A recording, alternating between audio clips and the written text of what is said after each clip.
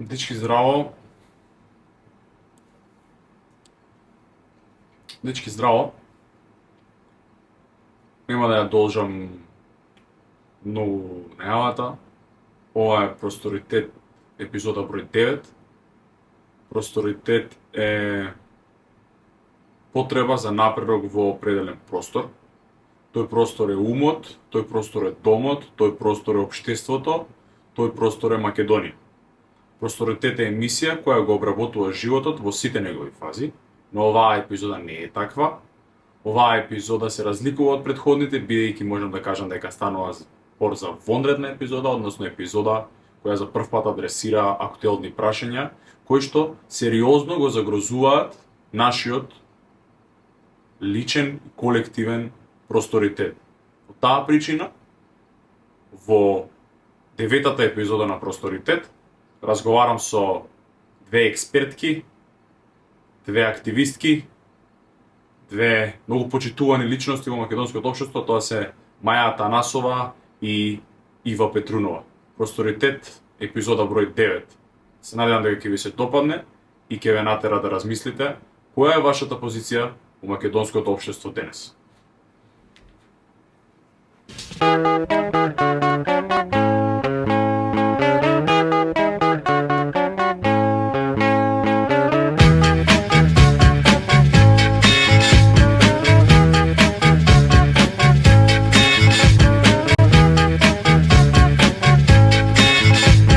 Добро вечер. Ова е Просторитет, епизода малце поразлична од другите. Ова е прв пат на Просторитет епизода да обработуваме, да разговараме за некој актуелен настан кој што директно и не е поврзан со фазите, односно со идејата која стои позади Просторитет. Денеска ќе снимаме епизода за убиството кое се случи на Партизанска, бидејќи се разбранија многу прашања во јавноста, се отворија многу дискусии во јавноста, имаше два протести последователни, неколку протести во другите градови во државата и некако се чувствуваме дека сме сите засегнати во однос на ова прашање и сметам дека и како ова прашање влијае на нашиот индивидуален и колективен просторитет. Така да пред да започнам со представувањето на гостите, сакам да изразам сочувство до семејството и би ја пофалил храброста на таткото што можеше да застане пред нозе и да го води протестот на граѓаните, дури и да им се обрати, па и на крајот да ја смири тензијата која беше создадена и да заврши се во најдобар ред. Дискусијата денеска ќе се води врз основа на неколку проблеми кои што беа адресирани од иницијативата Кој е следен. Иницијативата имаше предложено, односно адресираше три проблеми кои што беа поделени во три категории. Првата категорија беше неказнивоста и нефункционалноста на системот за заштита на деца, односно децата кои што се во судори со законот. И за таа тема мој соговорник денеска, односно моја соговорничка денеска ќе биде Маја Атанасова, која е правник, адвокат со долгогодишно искуство, активист и мислам дека повеќе од адекватен гостин на оваа тема. За втората тема, каде што ги зборуваме градовите, односно концептот на градовите, како треба да изгледа градот денес, што е градот и што представува тој град, што е безбеден, а што е небезбеден град. Моја гостинка ќе биде Ива Петрунова, која што има завршено додипломски студии архитектура, магистер по архитектура и понатаму поради одредени неакредитирани програми одлучува докторските студии да ги продолжи на урбана социологија, што може ќе ни биде од голема полза за општеството и позицијата во која што се наоѓаме денес, бидејќи може погледот и експертизата на еден урбан социолог е многу важен за тоа што е градот денес и како треба тој да изгледа.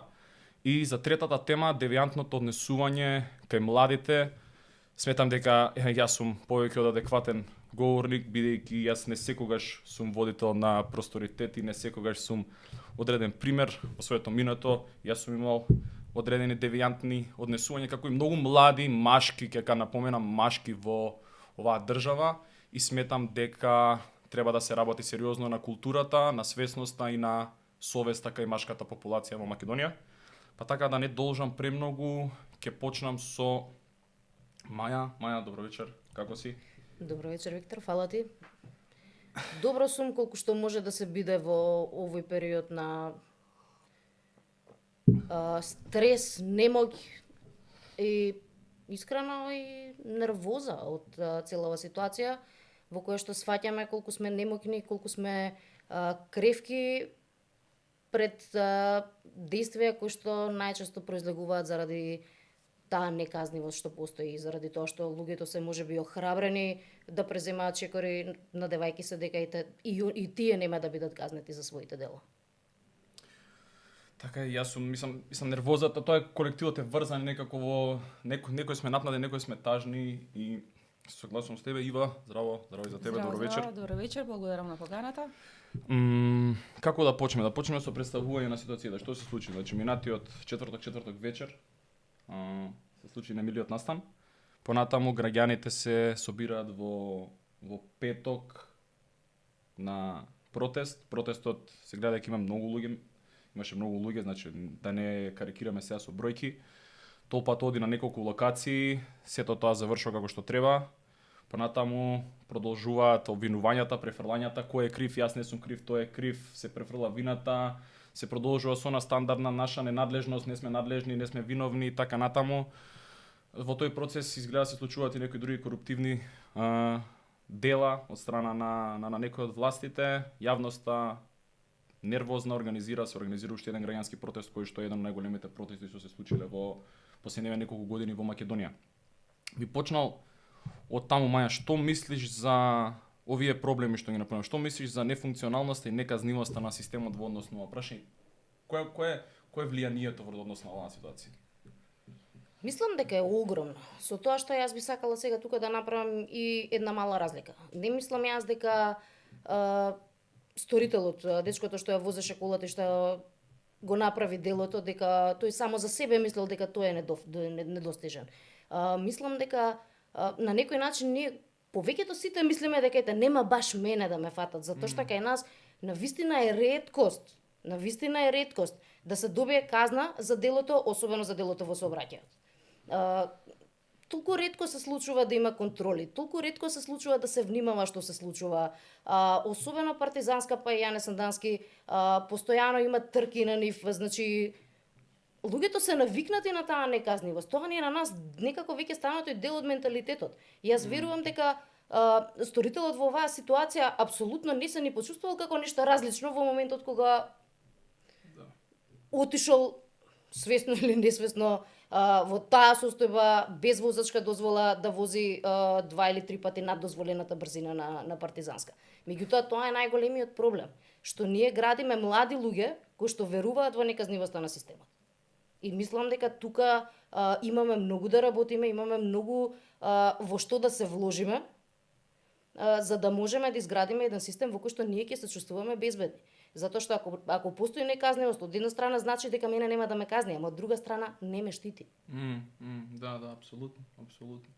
Ива, колку небезбедноста на нашите градови или начинот на кој што изгледаат нашите градови денес го стимулира овој начин на однесување, бидејќи како што можев да слушнам од некои експерти за јавен превоз, односно сообраќајци, велат дека во 60-тите, во 70-тите, 80-тите години градовите биле такви да можеш ти 80-90 да се стимулира со зелени бранови и така натаму, дека тоа веќе не е случај во 21-виот век, па особено во 2025 година. Што значат? Дали ние имаме не само застарени системи, застарени модели, туку и застарен сообраќајен систем, застарена улица, улицата веќе не изгледа како што треба да изгледа кај нас?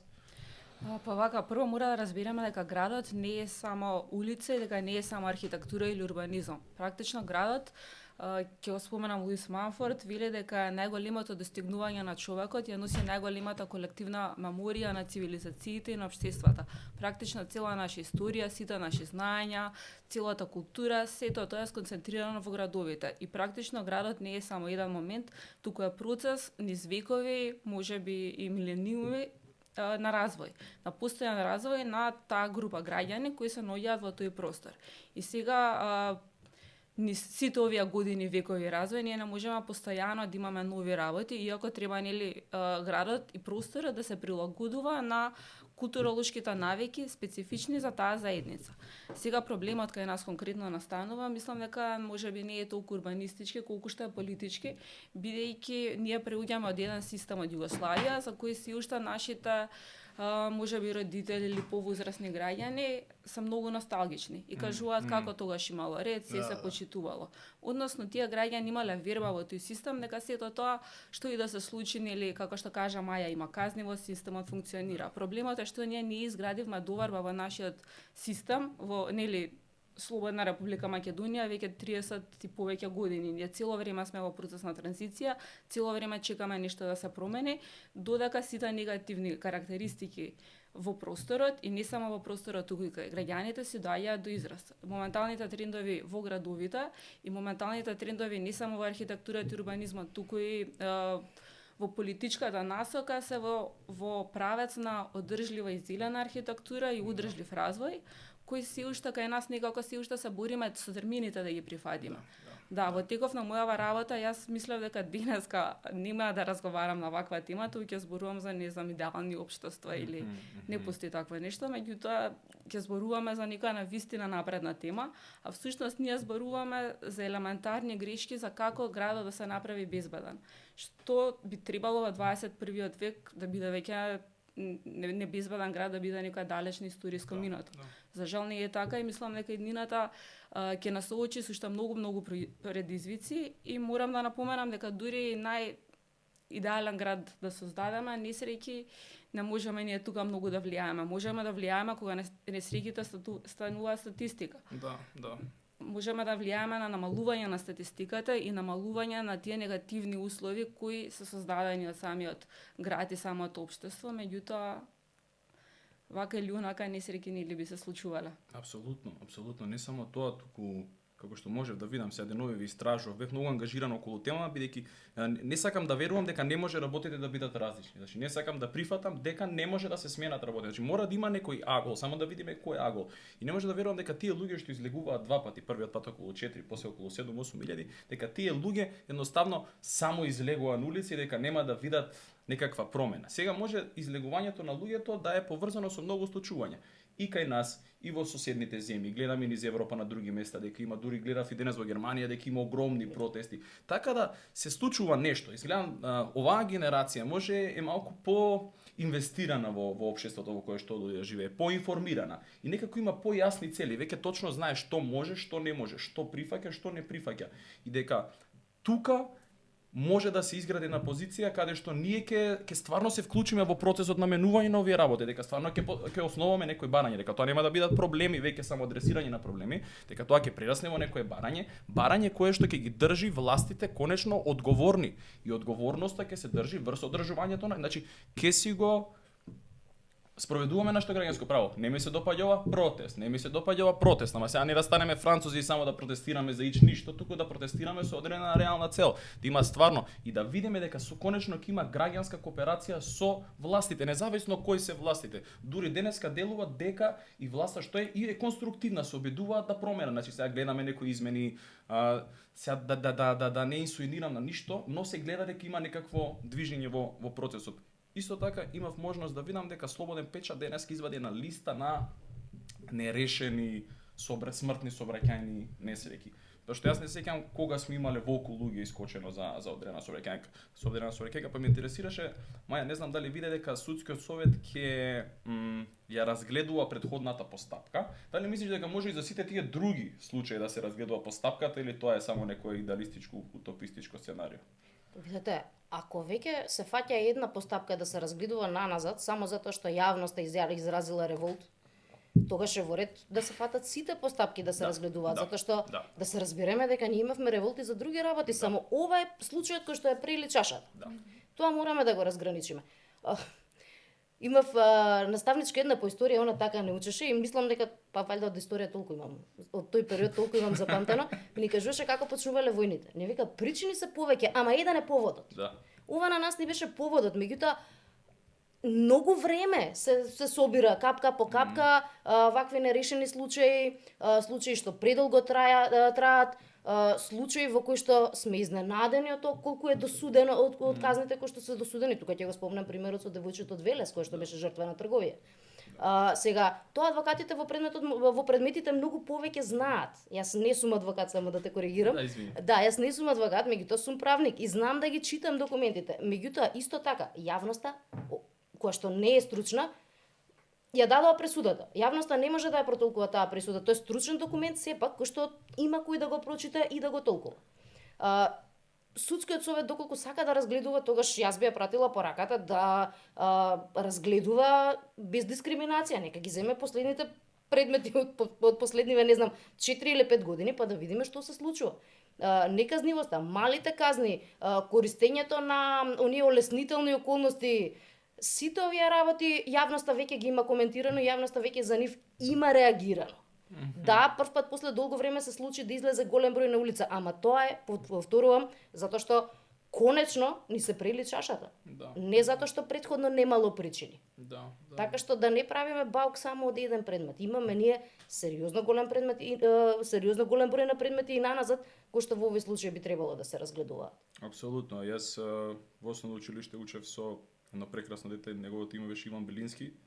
Он во прва година средно, значи пред 10 години беше случајот, беше прегазен тука во Капиштец кај крчма кафаната. Значи прегазен на лице место, тој случај мислам дека лицето избега.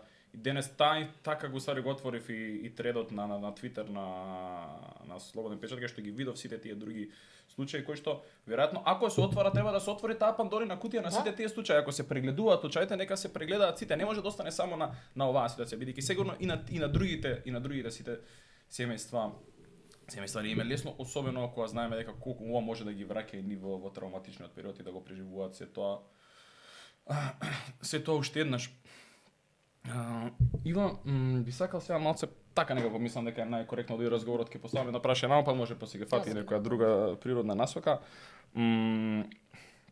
Во на барање што го видов јас кое што е односно барање грешка, проблем кој што е адресиран од страна на кој е следен пишува дека градовите како безбедни не значат само полициска безбедност или сигурност, дека многу повеќе значи безбеден град, дека значи чист воздух, дека значи светли улици, да не се плашат, особено девојките да си одат дома и останати други елементи. Што би можела поеш во таа насока да ми кажеш како го замислуваш ти тој безбеден град, али не во смисла само на сигурност, бидејќи сега гледам дека се оди во таа насока дека безбеден град се само safe city камерите и дека тоа не е само тоа, мислам дека е многу повеќе. Денес кога зборуваме за град можеме да фатиме многу аспекти, многу термини веќе се познати во јавност. Имаме зелен град, имаме хуман град, имаме безбеден град, имаме паметен град, имаме одржлив град, меѓутоа не постојат градови кои можеме посебно да ги рачлениме во сите овие термини. Практично и сите овие термини се поврзани меѓу себе. Доколку градот е зелен, на некој начин е побезбеден. Како е тоа така? Зеленилото во градовите има многу придобивки, меѓутоа една од придобивките е намалување на психичкиот стрес, менталните болести кај граѓаните. Сега граѓани кои се смирени и кои се психички одморени, сигурно се помалку склони на девијатни појави. Потоа зеленилото, посебно зеленилово кое се наоѓа покрај улиците, на некој начин има големи предубавки за пречистување на воздухот. Град во кој воздухот е чист, повторно е многу побезбеден од загаден град, пред се бидејќи нели треба да здраво е да дишаме чист воздух. Значи има многу во градот може човекот да се соочи со многу опасности и не се сите од сообраќајна природа. Туку може да бидат и недостиг на зелено е некој вид на опасност. И загаден воздух представува огромна здравствена опасност буквално за сите, посебно за ранливите категории. Немање тротоари, немање квалитетен јавен простор исто така е безбедносен ризик. Повторно ќе го исклучам тука сообраќајот, меѓутоа тоа кажува дека граѓаните немаат слободно место каде би се среќавале меѓу себе. А доколку граѓаните имаат можност да се среќаваат меѓу себе и да се задржуваат на тој јавен простор, да воспостават комуникација која може да е примарна, секундарна, терцијарна, во зависност дали нели комуникацијата само со поглед, дали понатака зборат, колку повеќе разговараат, толку повеќе има можност да се дружат, да станат пријатели, да се размени некоја идеја, да се подкрена некоја конструктивна вредност, да се социализираат меѓусебно и повторно знаеме дека оние граѓани кои се социализирани, кои имаат пријатели, се поздрави и по ментално стабилни. Да.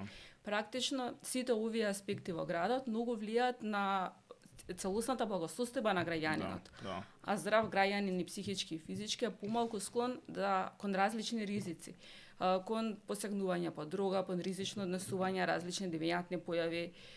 Така во таа насока доколку разгледуваме буквално сите целото наше вложување во градовите, во градската инфраструктура, во било кој сегмент подразбира безбеден град.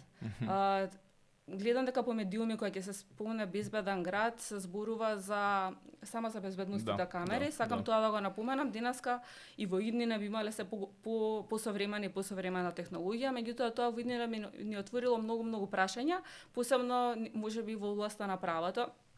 Не прашања кои Маја би било посоодветна, дали целото тоа снимање по улици која ние би го сватиле како безбедност е всушност нарушување на приватноста на граѓаните. И докаде може да се оди со таа технологија која ние разбираме безбедност. Дали нашето однесување станува толку ризично што ние мора да имаме некоја технологија која нас би не контролирала, бидејќи сами себе си не можеме да се контролираме.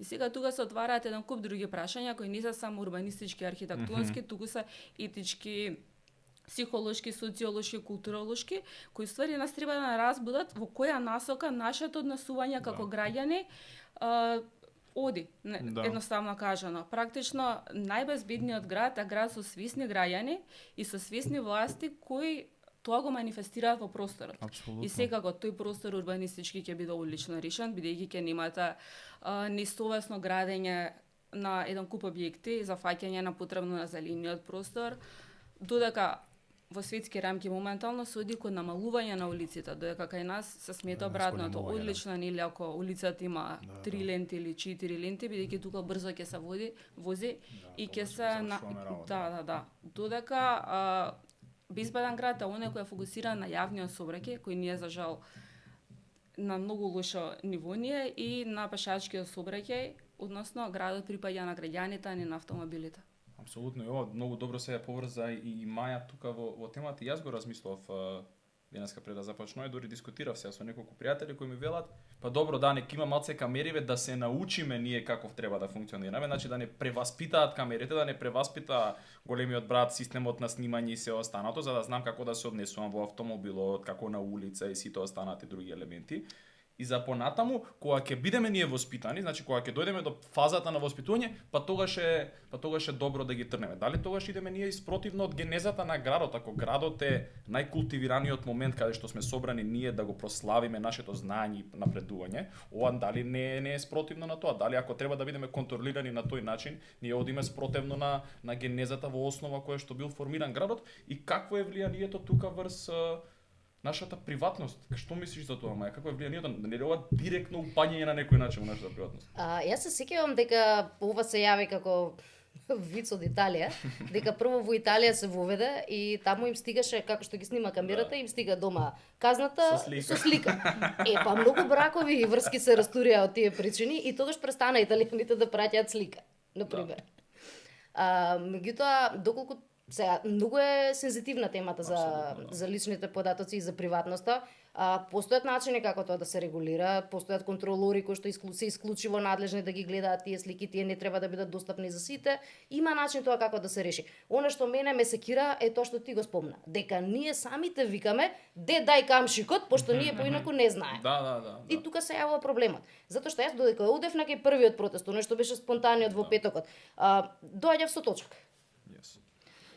Редовно се нервирам кога движам со точак, затоа што нели тука се колите паркирани на велосипедски патеки, со пешаците не може да се договориме кој каде се движи, со ништо реално не можеме да се договориме кој каде се движи и сваќам дека ние сите одиме да протестираме дека сме небезбедни и дека не се почитуваат правилата, ајде да се погледнеме кои се првите што не ги почитуваат правилата. Па ако тие 7 луѓе што бевме на вториот протест, големиот, навистина ги почитуваме правилата, овој град сепак ќе биде малку помирен за функционирање. Ако јас не паркирам на зеленило, ако јас не ја оставам колата на меѓу тие двете столпчиња што се на велосипедска на 4, ако јас внимавам дали пешачам на велосипедска патека или дали возам точак на пешачката патека, па тоа ќе биде една нервоза помалку во сообраќајот. Меѓутоа ние веќе не знам дали сме навикнати да едноставно штом системов не функционира, нема да функционирам ни јас. И реално ние веќе сме претопени во проблем. Многу добро го формулираш ова и сега за автомобилот на пример. Јас сеќавам кога мене прва кола положив на 18 години, прв автомобил ми беше Fiat Panda. И сега таква беше културата во тој период кога што растев и си ги носев своите комплекси, да јас не можев да се помирам дека возам Fiat Panda. Дека јас вредам повеќе и дека автомобилот ќе ме представува кој сум јас. Значи не го гледам автомобилот како превозно средство, туку го гледам автомобилот како статусен символ. И мислам дека ова многу лесно влага во адресирањето на третиот проблем, односно глорификацијата на девијантното однесување. Бидејќи ние си имаме поврзано со материјалните добра, си имаме поврзано со автомобилот како статусен символ врз основа на кој што ќе го представуваме нашиот идентитет, кој всушност позадински не постои. Бидејќи јас се познавам себе си каков бев на 18 години, со нула развиен културен идентитет, со еден шлајм од разговори што го водев, со група на луѓе каде што никој со никого не се предизвикуваше или не водеше искрени разговори. Напротив, најбитното беше кај сум бил, колку сум седел, како сум заглавил и што сум правил, и во целиот тој процес си бевме искомплексирани врз основа на овие наши автомобилчиња или други ствари. И поради тоа, знаеш, како прашањето е дали ние може да ја менуваме културата. И јас сум се менувал поради тоа што сум ја имал среќата да имам размена на култури, ама градот денеска ни ја спречува размената на култури. Јас ако сум од Карпош, сум гетоизиран во Карпош, иако Карпош е голема населба, ама јас со тој од аеродром немам многу простори кај да се сретнам, освен ако не сме да речеме сме колеги на работа. Во лето можеби има повеќе места, ама кои се тие простори каде што може ние да ја менуваме културата? И еве чекор понатаму, и да ги има тие простори каде што може да ја менуваме културата, како пристигаме ние до тие простори. И дали може таа точка третата цело време ќе биде испреплетена меѓу овие две, каде што и да сакаме да напредуваме културолошки, да имаме размена на култури барем во градот, да се запознаеме, ние имаме пречката на тоа што градот не е безбеден и градот не се развива во некоја планирана насока. Денеска градот се развива според 4-годишните планови на градоначалниците. Ние немаме некои заеднички планови барем за Скопје да се договорат во која насока ќе одиме наредните 10 години, да се знае дека тоа е така и како граѓани да ги држиме одговорни. И чекај малце, не се договоривме ние 2025 дека оваа улица ќе има 2 ленти, сега 2028 улица уште има 3 ленти. Данг 10.000 луѓе. Као, дали е возможно и е реално ова сценарио ние да создадеме една таква, нема да кажам стратегија, пошто стратегија е веќе преискористен збор, ама план за развој на град Скопје, кој што ќе биде од граѓаните, али ќе ги користиме политичарите само како спроведувачи негови. Што мислиш за тоа и дали има некои вакви примери, да речеме? Па сега, нели, деталните урбанистички планови и генералниот урбанистички план треба да се транспарентни процеси во кои граѓаните имаат право да прават надзор и да бидат вклучени на некој начин во процесот. Меѓутоа, деталните урбанистички планови се прилично неразбирливи за поголемиот дел од граѓаните и некако целиот тој процес е многу отежнат.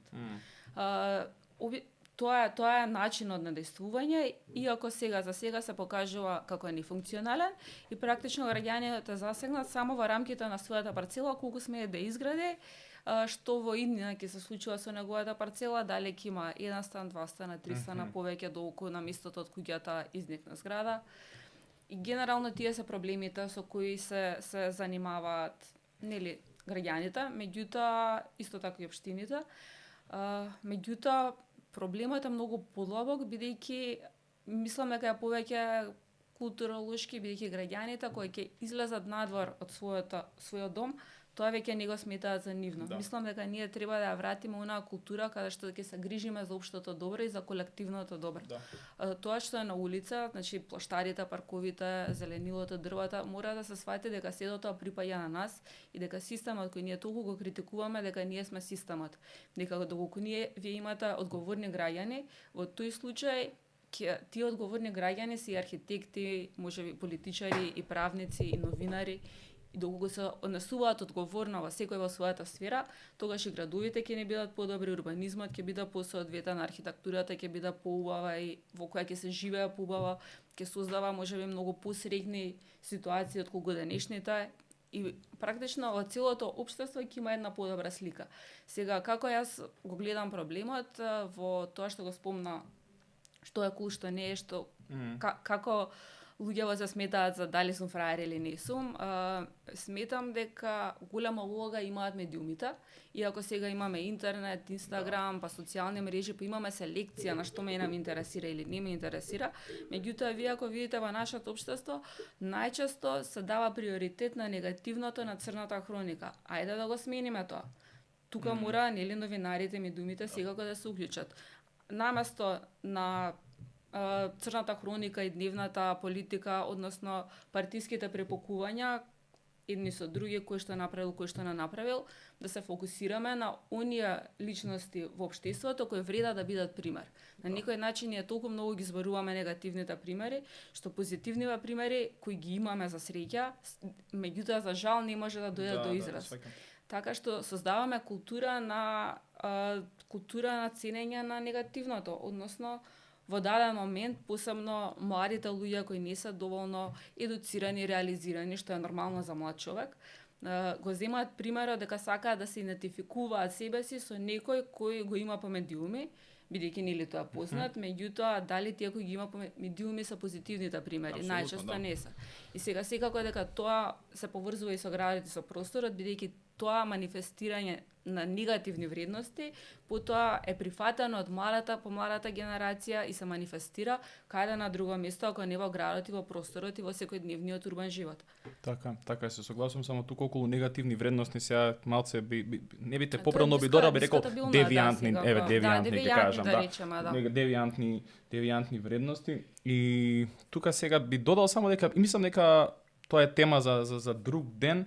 Али сметам дека и моменталното општество на страна од овој немил црнастан дека доживува една своја ренесанса. Мојот другар Игор Антов пишуваше многу добра колумна на Трн за баш тоа, така да тие што гледате Просторитет може да ја прочитате колумната и многу интересна, може да видите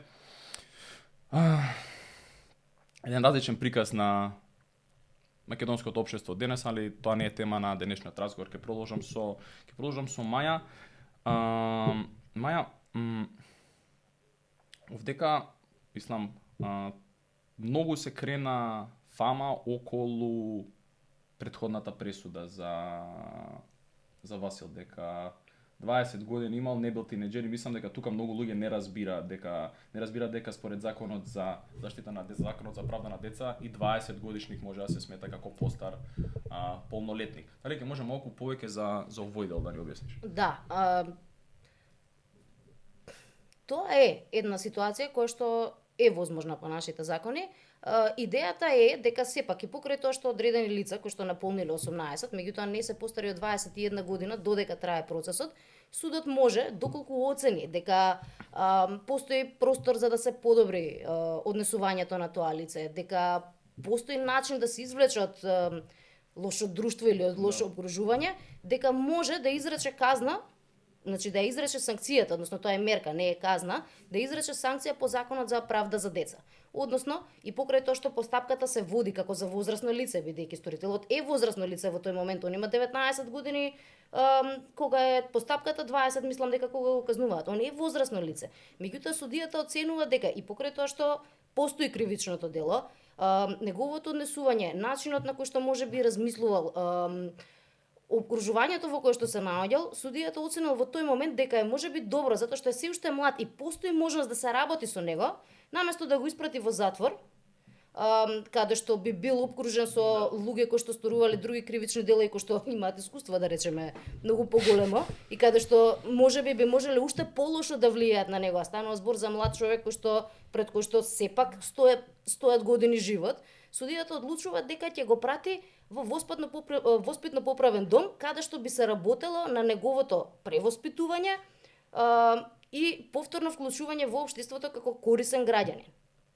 Така што тоа е таа тенка граница. Значи судијата ја имал можноста да го прати во затвор или да ја искористи шансата да го прати на место каде што би се обиделе да го ресоциализираат и да пробаат да го вратат во општеството како корисен граѓанин. Тоа е таа опција. Таа можност постои доколку судењето заврши пред да сторителот да направи 21 година. Доколку процесот ја надмине таа возраст, тогаш веќе таа шанса не постои. Сторителот во тој период бил млад, направил кривично дело. Бил суден по законот како возрасно лице, меѓутоа судијата оценил дека еве, ќе му дадеме шанса, нека проба да се опорави. Сега, проблемот што се јавува понатаму е дека се поднесуваат жалби. На таа присуда поднеле жалба, колку што успеавме ова е да разбереме од јавноста, нели? Затоа што многу информации излегува во јавност за процесот, успеавме да разбереме дека и обвинителството се жалело, и меѓутоа се жалел и адвокатот на самиот сторител. Така што во овој период додека трае постапката, не било утврдено дека постои потреба лицето да продолжи да биде во притвор.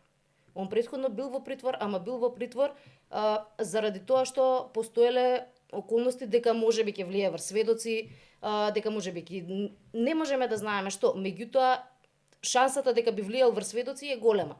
И судијата во тој период, пред да ја донесе пресудата, го продолжувала притворот. Меѓутоа, во овој меѓу период, едноставно се чека правосилност на пресудата. Веќе нема опасност дека ќе влие на сведоците, мислам од она што јас можам да го видам. Така што, која пресуда и да била донесена, не мора да значи дека ќе бил изречен притвор.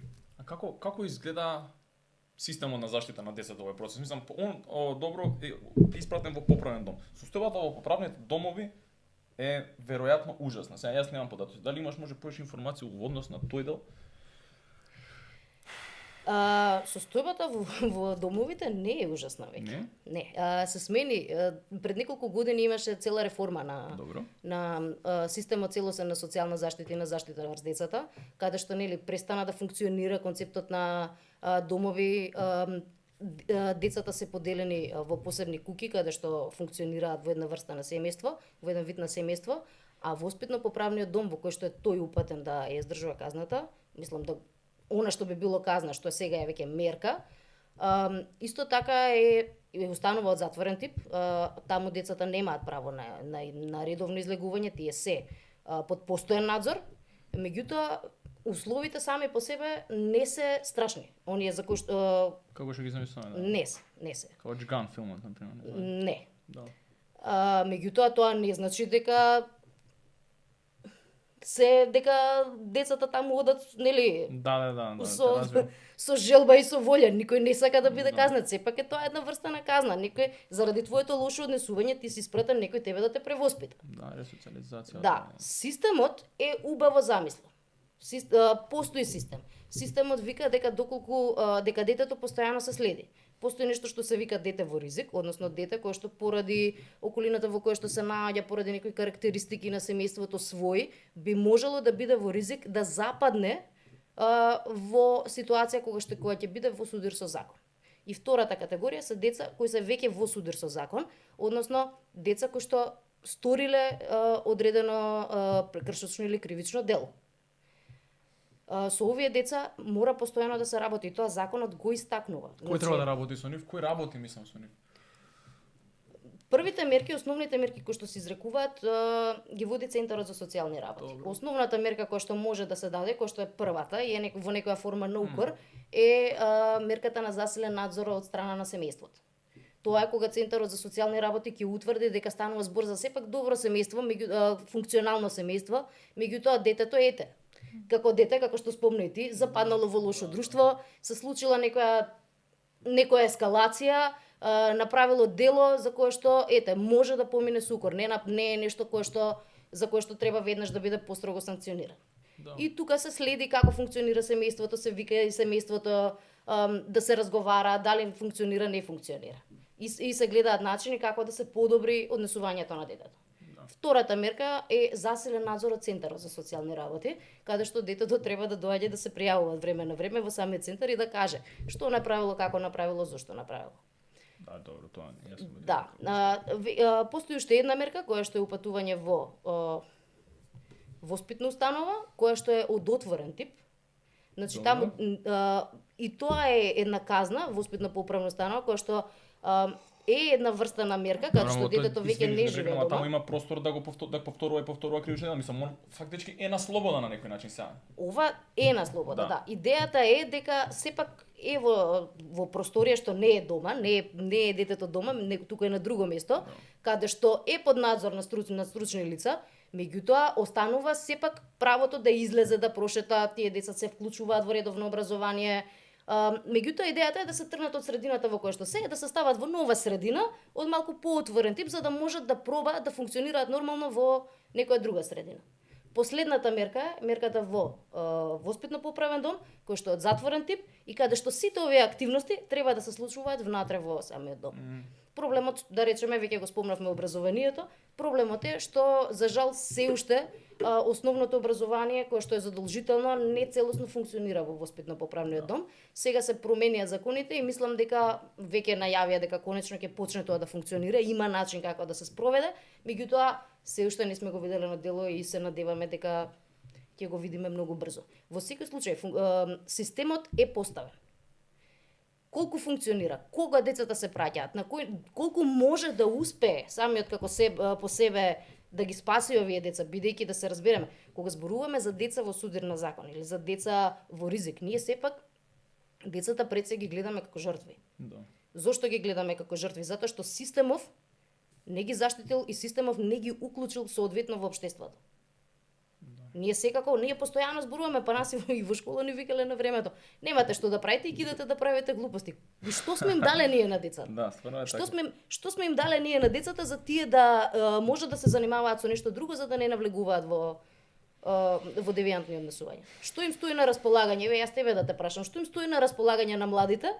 За да не им биде најголем хит да одат во кладилница и да се тркаат по партизански. Не знам, ова е многу легитимно прашање. Многу легитимно прашање што им останува на младите. Ја имам брат и сестра кои што имаат 10 и 11 години. Моето работно време е такво да јас работам од 11 до 6. И се 11 до 6 е ќоро работно време. Значи сите активности што може да ги имаат они after после школа activity се од 3, 4, 5 или 6. Значи, училиштата веќе ги имаат изгубено оние секции каде што може да останат, не знам, ликовна секција, музичка секција. Не знам, нека има една секција за било што да прават децата секција. Нека биде една просторија кај што стварно може било што да прават децата, колку да го поминуваат времето заедно, бидејќи веројатно на децата им е најинтересно да го поминуваат времето со другите деца, али во одредена средина која што ќе ги стимулира. Кај нас училиштата завршуваат во 12, 1, 2, 3 и после тоа е тоа. Доколку родителите не се ангажираат да ги носат децата, што одредени родители мислам дека ги претируваат по тоа односно прашање. Сега одиме и на пијано и секогаш е така во множина, одиме и на пијано, одиме и на цртање, одиме и на brain of brain за да размислуваме подобро логички, ама сепак тоа се одредена привилегирана категорија на луѓе. Што им останува на обичните деца денеска да прават е сосема легитимно прашање. Еве го поставувам и до тие што ќе не гледаат што им останува на децата. И на минатата епизода што ја снимав Просторитет за образование, буквално тоа го поставам. Што може ние да направиме за да ги стимулираме децата да бидат креативни во општеството? Како може да ги поврземе со општеството? Веројатно еден од начините е ова што го спомна Ива, да имаат идоли со кои што се поврсуваат за да сакаат да градат општество. Да, пример, се надевам дека Просторитет ќе инспирира некои деца, се надевам дека вашата работа ќе инспирира некои деца да си рече па да, јас сакам да се занимавам со право, да, јас сакам да се занимавам со социологија, кога ќе ги видат односно со архитектура, урбанизам и сите други делови и сфери со кои што се занимаваш ти, од кога ќе не видат нас, но како ние да дојдеме до таа позиција да бидеме пример за децата, веројатно е прашање кое што ќе остане да го доживееме и да го видиме. Мене ме интересираше Ива, сакав да те прашам тебе, бидејќи Маја, и јас го имам истиот став дека ние фактички имаме систем, дека ние имаме закони, само не се спроведуваат деловите во однос на правото. Кога ќе погледнеме од страната на градот, веројатно немаме систем, а и не знаеме како да го спроведуваме оној веќе што постои. Ако би ја тргнале дискусијата од овој дел, би ја однале во малку попрактичен момент. Каде би почнала ти да речеме сега да имаш можност? Сега да може прашање како да ти го поставуваат дете, ама еве, ако ти можеш од утре да почнеш од негде, од кај би почнала да го следуваш градот? Прво ќе се вратам на претходната дискусија за Нема децата проблем, да да, искоментирам, нема проблем. потоа ќе почнам како јас Како ти одговарате, да, да. иднината на градот. Мислам дека на децата им треба игра. Детето треба треба постојано да прави нешто, да работи, меѓутоа тоа најлесно преку игра и мислам дека игрите го развиваат, го поттикнуваат детскиот развој, посебно нели моториката, говорат, не треба да седат дома пред компјутер и тоа што им недостасува на нашиве деца е слободен и безбеден простор за игра. Во моја време јас пораснав во мало, имав прекрасно детство, меѓутоа ние бевме еден куп деца во малото и си игравме надвор, игравме сите оние традиционални игри со трчање, паѓање, качување по дрва, собирање улични животни и све што се прави во на еден отворен простор, меѓутоа имавме секако надзор од возрастни, не имавме туку така пуштени. Меѓутоа моето мало е таква заедница каде што се знае што се случува, се знае чиво дете, барем тогаш беше така, се знае чиво дете, што прави. Возрастните ја дозволуваат таа слобода, ние слободно ја си играме надвор, меѓутоа има контрола онаму каде што требаше некако нешто да се превзема. Така што мислам дека безбедниот град и безбедниот јавен простор има огромна улога во здрав детски развој. Односно се вели дека безбедни градови се оние, вие ќе видите дека деца слободни играат надвор. Денешниве деца, мислам дека за жал, поради преголемиот урбанизам кој ни се случува, се ограничени да играат во игротеки и по молови и ги имаат сите овие исти пластични игралишта кои од една страна може би ја потикнуваат детската креативност, меѓутоа мислам дека најголем потикнувач на детското здравје и креативност е токму природата, парковите, дрвата, шумите, живиот свет. Дури има истражувања кои велат дека децата кои живеат во населби кои имаат поголем процент на зеленило, имаат подобра структура на коските и се помалку склони на скршеници.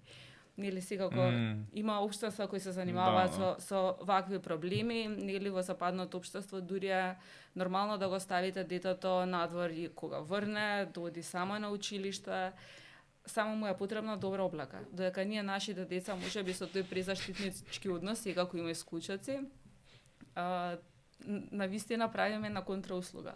И сега во оваа насока како што може да се направи во градот и како јас го мислувам, за жал мислам дека Скопје почнува да ја губи битката со тоа како да биде здрав и безбеден град. Заедно ќе ги кажам здрав и безбеден, бидејќи нели безбедноста и благосостојбата и намалениот стрес на некој начин ја гарантира безбедноста.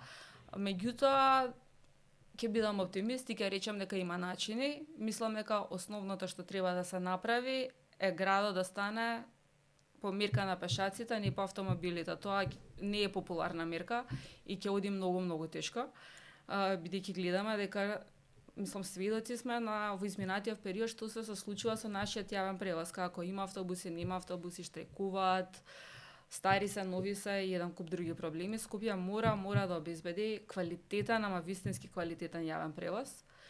Тоа би било првата мерка. Втората мерка би било кога веќе луѓето би можеле да најдат замена да не одат секаде со автомобили, затоа што нашиве сообраќајници веќе немаат капацитет тоа да се случува. Втората мерка би била пешачката инфраструктура да биде навистина солидна, затоа што многу е небезбедно вие кога одите по тротоари, веќе речам дека не биде улица, да сте целосно сконцентрирани на патот кој го одите. Не може да има различни денивелации на висина, односно различна или висинска разлика на јавен простор. Не може да има дупки, столпчиња, жардинјери, столченика од некоја ресторан или кафана што решили или да се распостават на тротоарот. Туку тоа мора да биде чисти рамен јавен простор кој понатака придонесува не само до безбедноста, туку и до инклузивноста. Односно секој граѓанин без разлика на својата состојба да може да помине. Тоа посебно важи за оние категории кои се загрозени, како лица со посебни потреби, мајки со колички, девојки со штикли. Кои мислиме дека веќе ги снемало, мислам стварно мислам многу граѓани во Скопје мислат дека ги нема лицата со посебни потреби, дека ние немаме граѓани со посебни потреби, само поради тоа што не ги гледаме и сметаме дека ги нема, бидејќи нема каде да искочат, не можат 100 метри да поминат нормално. Да, исто така посебно пензионерите или оние лица кои се движат со некое помагало, сите оние категории кои можеби имаат некое ментално нарушување, па имаат страф од некаков простор, можеби не се чувствуваат безбедно. Така што ние мора навистина да ги реобмислиме нашите јавни простори со цел да ги натераме граѓаните да излезат на улица, меѓутоа не да излезат на улица на протест, туку да го користат јавниот простор во своето секојдневие. Да не напоминувам дека движењето нели е здраво и секој доктор ги го препорачал, дури се препорачува нели барем половина час во денот да пропешачите, посебно после ручек. Тоа има еден куп здравствени придобивки. Така што сите овие безбедни мерки се всушност и здравствени мерки за граѓаните. А бидејќи здравството исто така не е дискутабилна категорија, никој не сака великови да вложува и во фармацевска индустрија, така што ова има еден куп придобивки буквално на сите аспекти на секојдневниот урбан живот. Апсолутно, апсолутно. И знаете, сега не може, дискусијата почна од една страна и мислам за целата општествена јавна дискусија денеска ќе биде така, гледам веќе дека почнува да се шири природно. Мислам дека секогаш се постапува на еден проблем, секогаш треба да се постапува холистички. И дека не може да се пропушти, да речеме, да се спомне и образованието во овој дел, дека не може да се пропушти да се спомне и здравството, но исто така и мора да бидеме свесни како граѓанство моментално дека колку повеќе ја шириме темата, дека толку повеќе се оддалечуваме од некаков успех и од некаков пат кој што може да трасира барем минимални успеси во периодот кој што ни следи. И многу ми се допаѓа повеќе оваа фраза здрав град. Скопје стварно не е денеска, не е здрав град. Општо и државата целосна не е здрава, но особено сега кога збориме за града, мислам дека ќе користам таа фраза од безбеден, ќе се префрлам да користам фразата здрав град. Мислам дека појасно некако ќе биде семантички поише ми одговара. Моја денеска може да се види дека во правосудството некако целата широка јавност бара глава, ако можам да се изразам. Така дека се бара одредена глава да лета за да се задоволи нагонот на граѓаните и сметаме дека на некој начин така ќе биде во овој случај задоволена правдата. Но јас ќе си кажам дека со тоа моментално не се согласувам, бидејќи сметам дека тоа не предвидува одредено системско планирано и долго трајно решение. Ние многу години зборуваме за реформи во правосудството, но може да се види дека реформите во правосудството ги прават едни исти луѓе. Тоа се професорот Калајџиев, професорот Камбовски и само се ротираат едниот или другиот. Ако сме свесни дека денеска на протестот и мината во неделата на протестот имаше нови генерации. И новите генерации сакаат на нов начин да ги решат старите проблеми на општеството, вклучувајќи и ние сме некоја, ако гледаме фудбалски, сега ќе се изразам, ние би играле во исти фудбалски тим, независно што сме, можеби сте неколку години постари од мене. Интересира дали не сметаш дека може па и нови луѓе и нови експерти треба да бидат оние што би го реформирале правосудството, дека треба да кажеме, окей, овие луѓе фала што ги направивте сите концепции, да ви благодарам за се. Не ве сакаме вас. Значи не интересира дека ние бараме некои нови фигури кои што јас сметам дека македонското правосудство ги има и да размислува во насока да пресе како би изгледало тоа. Многу тешко прашање. Многу тешко прашање. Знаеш зашто? Многу брзо некако проаѓаат годините. Јас доскоро се водев во млади и беше многу убаво да бидеш на страната на младите и да викаш цело време, ама ние младите можеме, вие нас не оставате на рад. Сега малку се менува перцепцијата. Меѓутоа мора да има некое соломонско решение. Да, многу е битно да влезе свежа крв, свежи мисли. Затоа што веќе дури јас се осеќам исцрпено, треба нешто ново. Светот оди напред. Меѓутоа исто така е многу битно да има во групата и луѓе кои што знаат што не функционира. Апсолутно, да. Не можеме ние едниве ги исклучуваме, ги ставаме другите, почнуваме од почеток. Тогаш се враќаме на исто што го спомнавме на почетокот. Дошол нов градоначелник, тупу не важи, идеме од почеток. Треба да имаме група во која што се вклучени сите, и млади, меѓутоа и возрастни, затоа што на нив се базира системот. Тие го имаат време. Не заради некое си, не знам ти, авторско право или собственост или било што во таа насока, туку дури заради она, еве ќе речеме институционална меморија. Знаат како функционира сето тоа. Што би функционирало, не би функционирало. Океј, го менуваме целиот концепт. Ќе се вратиме на закониве што ги зборувавме. Ние во Законот за правда за деца менуваме сериозно цел еден концепт. Цел закон се преврте за да функционира, да не биде толку бирократски настроен, туку да тргне од нешто што се вика најдобар интерес на детето. И тоа бараше целосно превртување наопаку на се тоа што го знаеме. Меѓутоа тоа не го правеа само луѓе што се сега влезени во процесот. Напротив, луѓето кои што постојано се таму, исто така мора тоа да го прифатат и тоа да функционира. Затоа што на крајот на денот толку долго се таму што авторитетот останува. А ако не ти ја прифатат новата теза, ќе имаш авторитет што не ја прифаќа новината и тоа не може да оди понатаму. Заради тоа групата мора да биде различна. Мора биде ти ја сваќам, мислам логиката е таа. Логиката е реално таа. Али ви го разбирам гневот и мислам дека младинскиот гнев е многу убав и многу битен. Само што за жал тука сме ние сега од некоја средна генерација што сме тука да ве смируваме, не да ви го сопреме, не да ја сопреме приказната и да ви речеме не може, туку да ви кажеме што функционира, што би можело. Не може само. Не може само. Тука сте супер, многу е убава енергијата. Тоа е, веќе со текот на годините стануваш изморен, као не ментално, него едноставно луѓе ми се спие. Тоа е тоа, не може понатаму. Не, апсолутно. Младите мора да буткаат, меѓутоа треба да се користи искуството. А вие можете да видите што не се што не ви се допаѓа, па да се проба да се промени. А дека се потребни промени, дека нам ни е потребно исто така целосно променување на тоа како го гледаме светот, да шифтаме во општеството, апсолутно се согласувам. Не може ние да имаме град во кој што автомобилите се побитни од луѓето. Апсолутно е невозможно, а јас така го чувствувам. Кога ми ставаш столбче пред влесна зграда за кола да не се паркира, а ја морам да кревам све по мене, тогаш јас не чувствувам дека тој град е направен за мене. Тој град е направен за некој друг. Кога ти во законот даваш можност да има рампа во зградата за да може да влезе личе со попреченост, ама таа рампа е ваква, како да се качуваш на, не знам, најстрмниот врв у светот, дали стварно зборуваме за реален закон кој што се исполнува или не се исполнува? Тука ни требате. За тие работи да ги посочите, затоа што имате сила да се борите. Дајте. Апсолутно. Ние сме тука да ве поддржиме апсолутно, ама ни треба вашата енергија за тоа.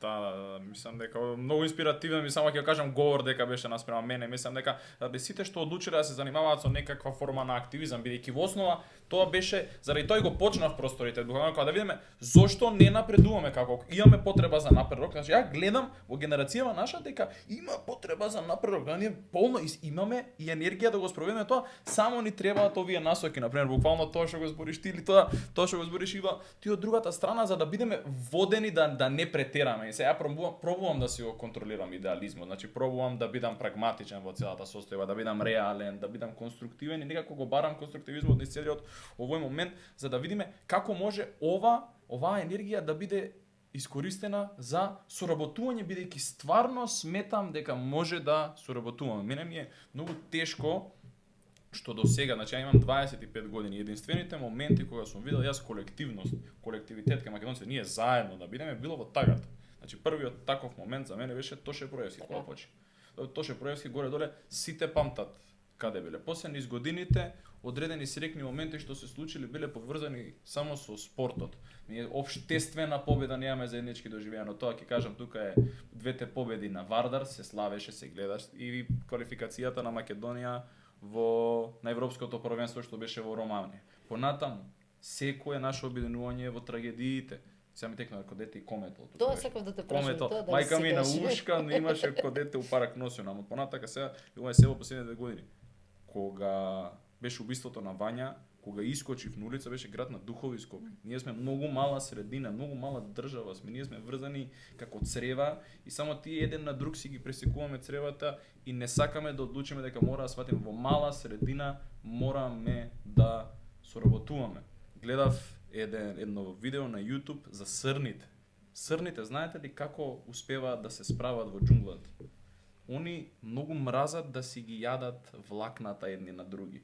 Но ако имаат повеќе влакна, тогаш се поспори кога ќе ги брка некој. И они мораат да прават нешто што не го сакаат, само за да може да преживеат во џунглата.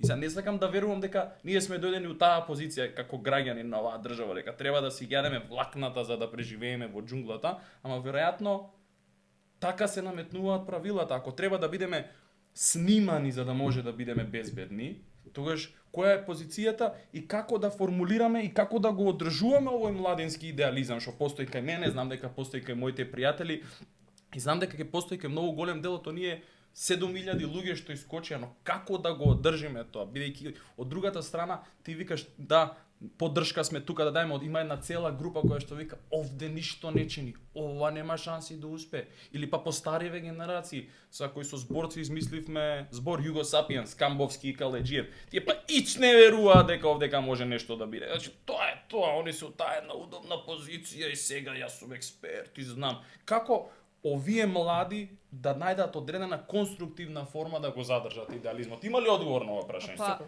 да, мислам дека проблемот е генерално во човекот, бидејќи од една страна е проблем, а од друга страна е придобивка. Човекот е вид кој многу брзо на различни околности се адаптира. Едноставно не се адаптирајте на тоа што не ви се допаѓа. Мислам дека цело време ќе бидете во борба. Се прилагодуваме, еве сме загадан воздух, се прилагодивме. Не за адаптација.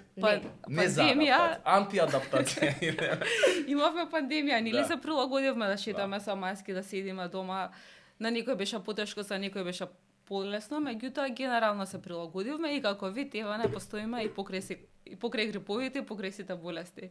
Другиот проблем е тоа што оние кои сакаат да направат промена, сакаат и да се збогуваат со традицијата и потоа прават нови грешки кои се уште пострашни. Многу ти е добра од оваа немањето поента. на Имам многу што да искуството. кажам на оваа тема. Така. Така што решението би било прво, не се адаптирајте на тоа што не ви се допаѓа. Предобро. Второ, немој да се стремите да правите револуција. Револуција е нели бурна промена каде што ништо од минатото не се припаѓа. Туку стремете се кон постепена промена, односно тоа што го кажа Маја, најдете некој кој веќе ви го знае системот, така што знае кои се и слабостите, меѓутоа кои се јаките страни на тој систем кој вас не ви се допаѓа или ви се допаѓа до некаде. Потоа со тоа искуство кое веќе е стекнато, кое веќе повозрастни генерации од вас го имаат, треба да се направат промените многу постепено, вмислено и да се вклучи поголемиот дел од заедницата. Еден од начините е преку соодветна едукација, значи образованието е навистина нешто што нас од Homo sapiens направи луѓе. Меѓутоа зборувам не за полуписменоста, туку за вистинското образование, за она како да мислите со своја глава. И друг фактор е моралот, односно етиката, односно чувството дека кога вие веќе живеете во заедница и во општество, мора да размислувате за своите постапки, односно како со своите постапки да не ги загрозите другите. Така што мислам дека ова е кратко сумирање на како ни можеле да не се адаптираме на тоа што Ова може не текст to сакаме. speech одма да биде испринтано и да го ставам во линк, дека би сам за цела генерација што сака да ги донесе промените, ова е ставот на Ива Петрунова. Од една страна, ајде се Маја, твојот став од другата. Значи, сето ова Плюс плюс на ниво на недокторант на тема. Бидете спремни дека некојаш нема да успеете. Од прва нема да успеете. Ти ми кажа дека и од дека се од втора ти успеа. Да. Зашто онда во општеството се би Да, успеал да, од прва? да. Тоа е едното. Второто, многу полека. Не се добива промена на јуриш. Да, не се добро. Не се добива промена на јуриш. Маратон. И секако она што барем мене ми помага и јас да се чувствувам дека сум добар човек и да спием мирно навечер. Поаѓаме од себе. Промената доаѓа од себе. Да. Ако се променам себе, поинако го гледам светот, поинако ги бирам пријателите, поинако го вртам кругот. Станувам добар пример, онаков каков што сакам за другите околу мене. Така го градиме, така ја менуваме работата. Не ја менуваме работата ако одам, ако возам пола кола на тротоар додека одам на протест против лошиот сообраќај во градот. Тие се промените. И секако, давајте ги идеите. Јас не би се откажала од идеализмот. Најлошата работа е да се откажеш од идеализмот. Убаво е. Само се постапува чекор по чекор. Тој идеализам има чекори како се постигнува. Па дајте да стигнеме ние 3 чекори од вашиот идеализам, ја мислам дека е доволно. Не мора да се постигне крајната цел, ама да ја видиме некоја промена. Нека е. Барајте си ги просторите. Она што ние не успеавме, барајте си простори кои што ќе бидат ваши. Да се најде место каде што ќе можат младите да доаѓаат, да бидат креативни. Па и да не бидат креативни, нека седат, нека играат карти, небитно. Да имаат свој простор, да имаат што да прават. Да не бидат само клупите за да ги бркаат стари и да им викаат чекај да малце не ги искршивте клупите, да не биде затварањето во молови. Кај нас сега прераснавме во мол култура, Да. поправиме ако грешам. Да. Барајте си ги вашите елементи, начинот на функционирање. Знам дека во моментов градов стварно не изгледа привлечен за никој, ама фала Богу, па мене стварно ми се спие во 11. Не знам вие како функционирате после тоа, ама битката е тука. Никако идеалот откажување. Што остана ако немам идеал? Зашо ќе сонувам? Апсолутно, не сам без зборови остана вако. Добро е што ова на камера ќе може да го прегледам и за две работи сакам само референции да дам. Прво Маја тебе ќе дам. Моите омилени музичари Мак Милер вика why are you always at the mall when you're broke? Као тоа за мол генерација апсолутно. Ја одам како терапевтско доживување ми одам во сите мои да блеам, што е страшно тажно да ми е терапевтско да блеам само во сите мои онака ги чепкам работите и да се надевам дека не дам некој джем што ќе го купам. Значи капитализмот ми има системот на опуштање ми го има пореметено, што е точно и е тема за друг ден. Ива, тука што го спомна делот во однос на револуцијата, дека крати се претходно е една од најдобрите реченици, мислам што можеше да ја кажеш, бидејќи стварно таа поделба што постои во општеството, еден антагонизам помеѓу традиционални граѓани и прогресивни граѓани и така натаму, во таа средина мора да има една поврзаност со традицијата, бидејќи Блаже Коневски вика дека дозволата за некој да биде санкционер е изворна. Таа мора да доаѓа од народот. Тој да бил поврзан и да знае како неговиот народ стигнал до тука. И врз основа на тоа да го изучи и новото време и помеѓу тие две поврзаности да си го даде правото да биде санкционер и само така да може да биде почитуван. Бидејќи не може да бидеш почитуван ако се откажеш од тоа што доаѓало пред тебе, а да сакаш да бидеш почитуван од колективот, сега од одредена група можеш да бидеш почитуван. И би сакал тука да додадам за изложбата на една моја многу драга пријателка, уметница млада Мила Добревска, која што токму на оваа тема имаше и направено изложба. Изложбата се викаше Ескапизам, меморија и идентитет, каде што ги имаше поврзано традиционалните елементи на нашето суштествување, на македонштината буквално, орото, везот и останатите други елементи кои што ни имаат направено тоа што сме денес, и со многу модерен, современ и внимателен контекст за да се дополни буквално, да се долови целата суштина. Јас сум горд што имам снимено епизода со неа која ќе ја објавам во периодот што следи, и тоа што ми беше најинтересно, мислам еден од интересните моменти, сега мислам дека е неправедно да кажам најинтересен, беше за представата на орото, дека орото е всушност еден систем каде што може сите да екзистираме заедно, независно од каде доаѓаме, без да си ја загрозиме нашата автентичност. Така да би сакал јас да заиграм едно идеалистичко Води го слободно.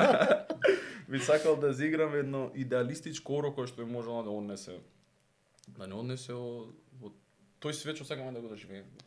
Па целиот наш развој, целата наша цивилизација се заснова на концептот на континуитет. Доколку тоа го немаш и ако све се префрлаш од претходно, ние сега немавме да седиме на маса, немавме да имаме микрофон, никаде ќе бевме измислувајќи го тркалото најверојатно. Да. Така И што. гледавме црните. И човече. Имаш работа, не знам како да ти кажам. Мислам слози очите дека мали се расплакува. Дебре патијаман. Ма не жим, тоа се зборовите онака што стварно сакам да ги слушнам, онака што зборовите за кои што станувам и се очекувам дека знаеш, функционирам за да ги слушнам тие зборови. Не е дека сега кои кажат не треба признание, едноставно после многу одење, работење и праење работи ти треба онака легит признание да кажеш да, ова е така и продолжете и да знаеш дека имаш реално партнери. Заради тоа што пред 2-3 години кога се собравме така една група на идеалисти, кога почнавме да го цртаме општество, ова ќе го ставиме ваму и тоа ќе биде така и ова ќе профункционира вака, никогаш не замислувавме, сега ќе се вратам на колумната на Иџе, дека стварно ќе почне некоја одредена македонска културна ренесанса, дека ќе почне да се појавуваат бендови, уметници. Јас напишав збирка поезија, мислам, јас која гледам збирката дека излегла од мене и дека тоа го имам направено, не ми се верува. И тоа е некаков допринос за македонскиот културен идентитет. И гледам дека тоа продолжува, гледам дека и други поети има, а валде имена култура бета, мислам, на 15-ти организиран 5 години, слават 5 години, згазија луѓе. Дебатава сега што се отвори за турбофолкот, па тоа е општеството во кое што сакам да живеам. Сакам да видам како две прогресивни страни ќе се напаѓаат за турбофолкот. Ајде да видиме, чекај, колку е една страна дали стварно турбофолков. Кој е, ајде да видиме во оваа насока да го движиме, да движи разговорот. Кој е влијанието на турбофолкот врз девијантното однесување? Нема шанси кога возел у колата да слушал Джиан Емин, Боб Марли или whatever. Нема шанси ти ќе заспел на волан ми се Нема дешавало. шанси да слушал Кем или да слуша македонски бенд, најверојатно турбофолкот е тој што е стимул за да се случуваат овие работи. Ајде да видиме кај е културата оваа цела приказна. Што ми се шива турбофолкот и неговото влијание врз девијантното однесување, па после истото прашање за тебе Маја, пошто јако продолжам да звона ќе се напнам многу. Чекај да размислам.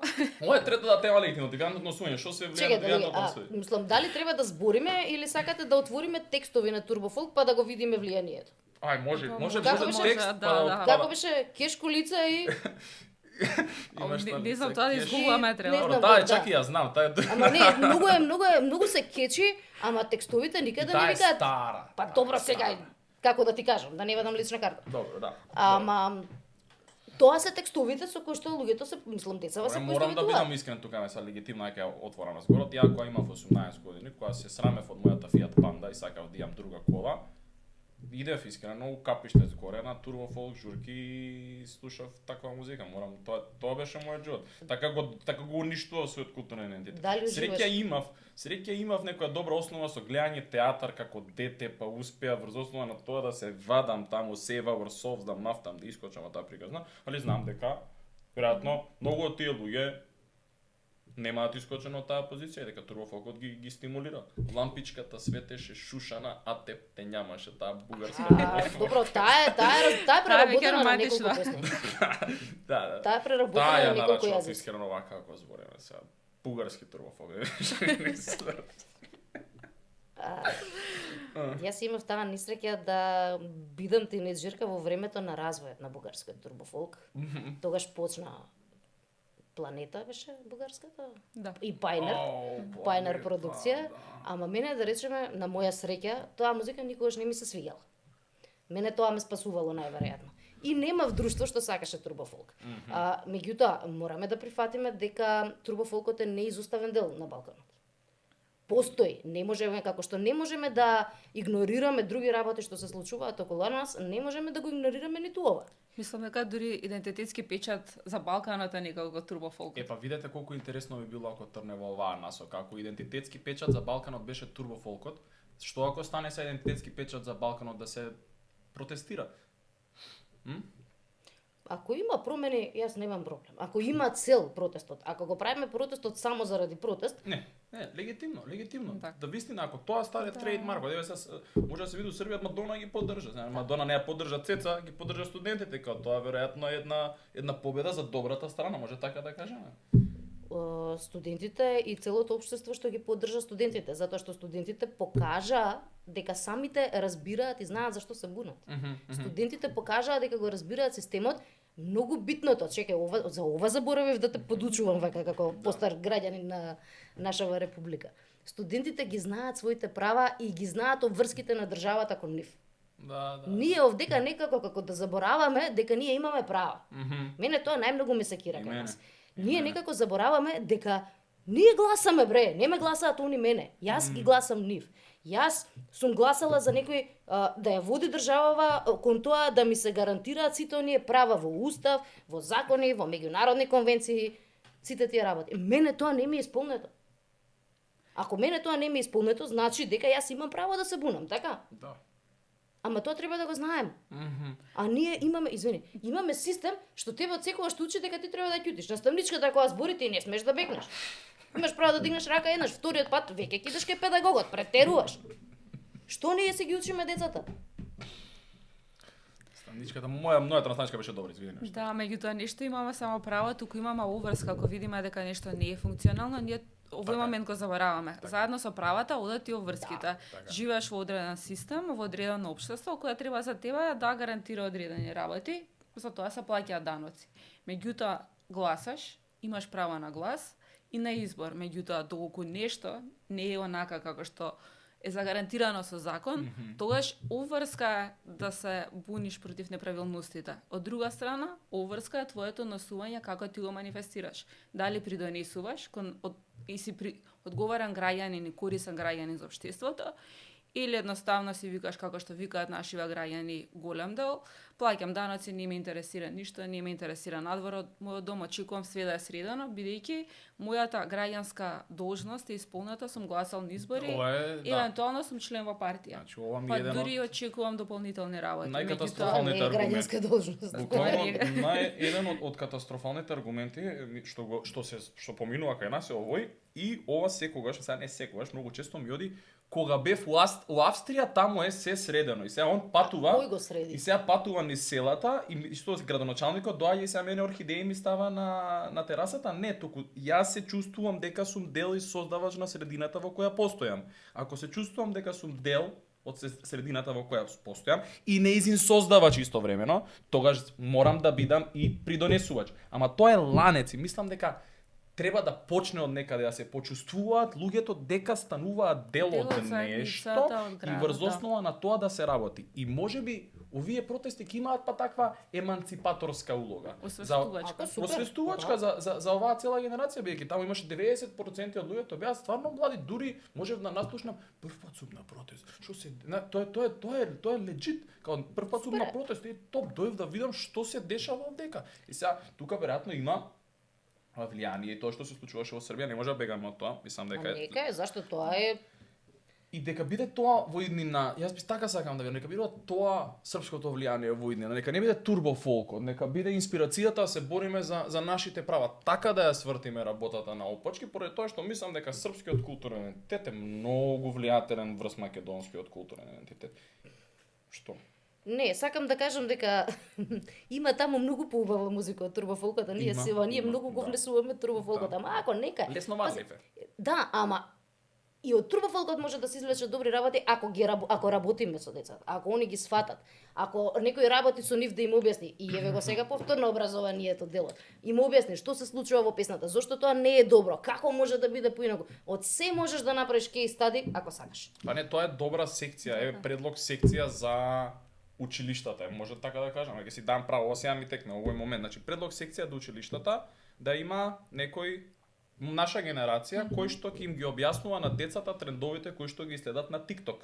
Буквално имаш Например, Да. TikTok трендови, имаш два пати, вторник и четврток имаш објаснување на TikTok трендови. Сега ако јас дојдам како 25 годишен, кој што веројатно подобро го сватил Супермен челенџот, можам да ти кажам дека ако скокнеш од втори спрат за да го оствариш челенџот, дека нема да 70.000 лајкови да може да ти ја врзат раката у гипс, дека ќе треба да одиш на доктор. Или сега брат ми и сестра ми, гледам Sigma Boy, тоа има една песна која што гази на TikTok и сега треба да им се објасни што значи Sigma Boy, од кај доаѓа Sigma Boy, кој е уцела приказна fucking Andrew Tate и од каде доаѓаат сите тие дебилизми кои што се поврзуваат со девијантното однесување, да има еден таков циркуларен момент. Ама пак тука треба да има одредена иницијативност. Колку ќе бидат тие млади што би сакале да се појават во школата, држат TikTok тренд. Мислам треба да се размислува чекај, така ако има 10, дај тие 10 ќе ги ако има 20, Дори ова бизнес дај модел тие е 20 ќе ги бизнес модел. искористиме. Нема потреба ние да чекаме маса. Објаснување на трендови на основци. Тоа би било многу добро. Така многу добро. Да, посебно еве Турбофолков може да се гледа како критика, како исмејување на одредени вредности во кои се пее во песната. Да, скроз. Или сега помладиве нели слушаат трап, јас не сум многу па таа музика Трап? и не сум многу во Мислам дека веќе ни трап не е во мода, има нешто ново, нешто сигурно. Не знам. Не знам. Нели таму главните вредности се дрога, коли, девојки, пари, скапи марки сега да ни ги Да, Не да, му да. го скориваш ја да ви молим. Не знам, денеска не носам такви брендови, носам македонски бренд, нов бран. Ова е од мојот драг пријател Петар од Штип, Established 2024. Така да. Со здравје да се носи. Фала многу, Убаво. фала многу. Убаво. Така што во оваа насока еве да се направи анализа што се случи, потоа колку тоа сигурно може и да се процентуално некако да се истражи. Например, деца што слушаат таква музика, потоа нивното однесување да се гледа наспроти деца кои слушаат друг тип на музика. Затоа што посебно во тинеџерските години во младоста многу е често детево да се идентификува со музиката која слуша. Јас кога растев имавме панкери, рокери, металци и нели сите тие беа во некој таков филм во соодветно со каква музика слушаат. Сега турбофолкириве и трапириве колку се застапени процентуално и кој начин на насување го манифестираат, тоа повторно може да е мерливо, е видливо и е лесно да се истражи и потоа може да се преземат одредени мерки. Без разлика, нели се секој да не правам дискриминација на некој тип на музика, меѓутоа треба да се види какви уметнички вредности се оние кои на некој начин то благородуваат, бидејќи тоа е целта на секоја уметност, да поттикне чувства, да поттикне емоции, на некој начин да го дигне човекот на повисоко ниво, да го оддели од Homo sapiens од кој е. Така што на вистина мислам дека треба да се следи не само музиката, туку сите културни активности кои се достапни на помладите. Посебно, еве да речеме за ликовните уметности, јас мислам дека многу наши млади по улица кога ги застанете и ги прашате, не знаат 5 уметници да набрат. Да. Што сметам дека е страшно, бидејќи цртањето, ликовната уметност е навистина прекрасна и треба да биде достапна. Ја имаме таа традиција. Да. Имаме таа традиција со музика. Ние стварно ги имаме на овој простор. Да, Мислам, да, улицата ама Лазар Реченовски не се вика Лазар Реченовски така дека им текнало да се вика Така. таа улица, си има причина зашто се вика таа улица така. Меѓутоа сметам дека тоа повторно за одредени деца кои може би покажале афинитет кон цртање, Да. кои сите други само предмет ликовно. Сега не знам како травма. више. И травма затоа што ги оценуваат. Ти не можеш да оцениш. Некој има Да. талент, Некој некој нема, нема, ама да. цртањето понатаму па станува терапија. После некој време ти викаат зашто не си црткаш, нели ослободува, па имаме сега боенки за возрастни, ја имаме на 3-4. за нова година боенка за возраст. Мислам, ама мене ми требаше некој време јас да надминам таа травма затоа што не знам да цртам сега. Мене немам талент за цртање, ама тоа не значи дека треба да имам двојка ликовно. Да, апсолутно се согласувам. Практично на некој начин целата таа немој да имаш Дали цениме талент или цениме дека некој се обидел ликовната уметност, го учиш кога почнуваш да учиш теорија во ред, меѓутоа праксата е таа. Толку ми е.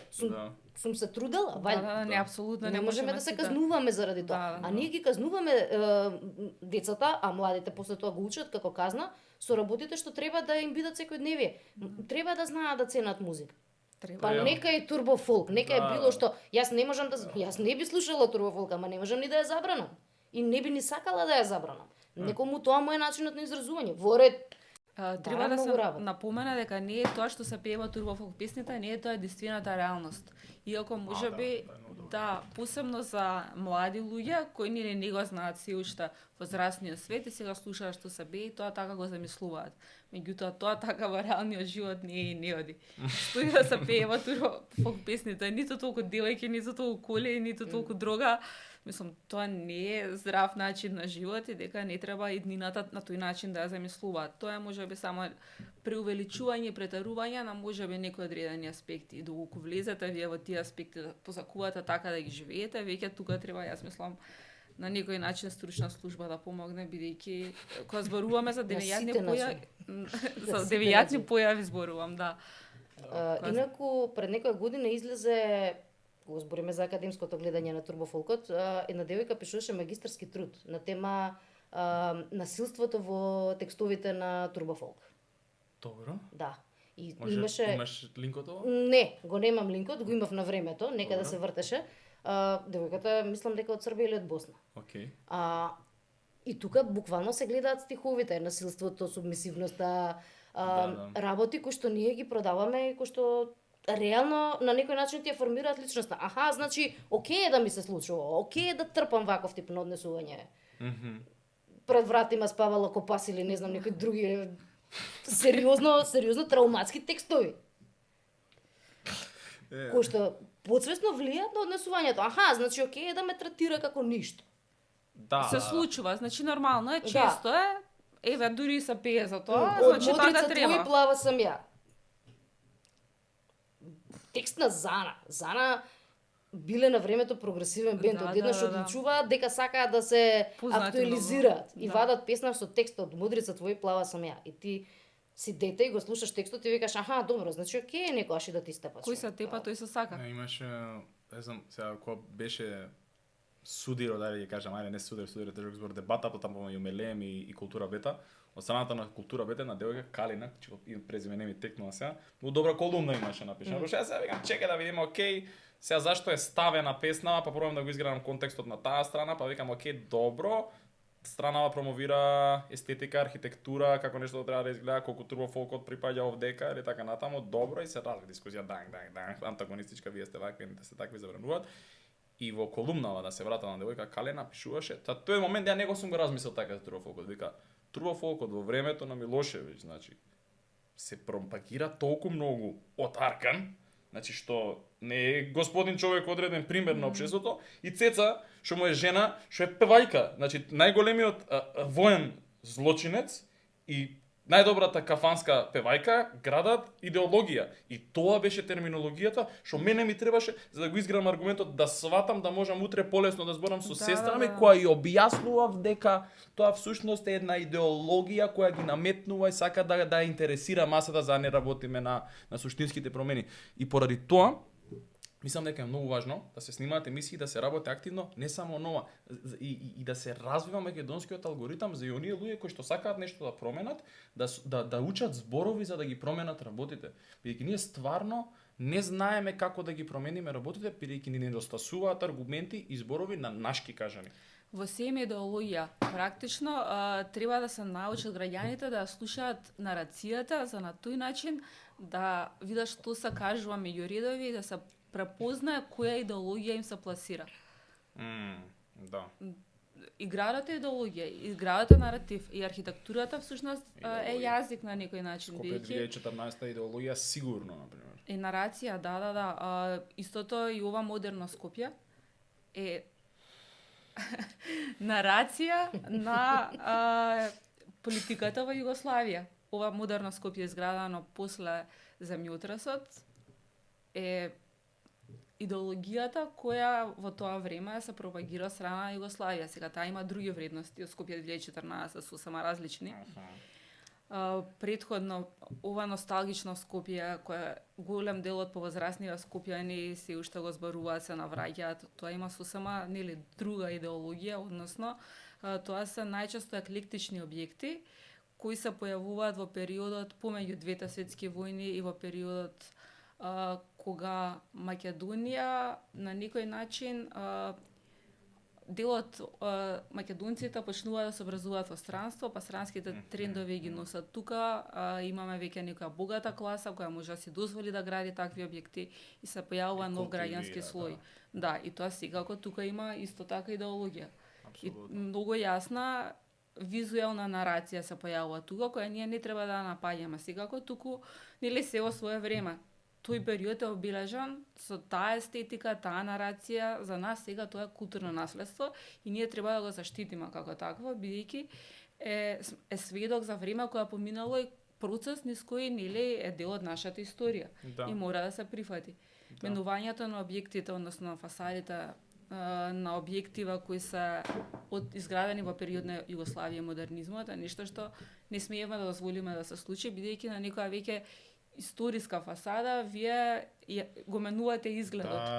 Тоа е препокривање. Тоа се случувало во антички Египет, имало фараони кои подоцна доколку не се допаѓаат, нели само ќе ги шкртнат од хероглифите. И не постои, што е тоа? Постојат бидејќи има места каде што нели фалат хероглифи или каде што се избришани, така што тоа исто така бришењето е сведок на одредена култура како потиснува друга. И ние и во денешно време на друг начин тоа го правиме.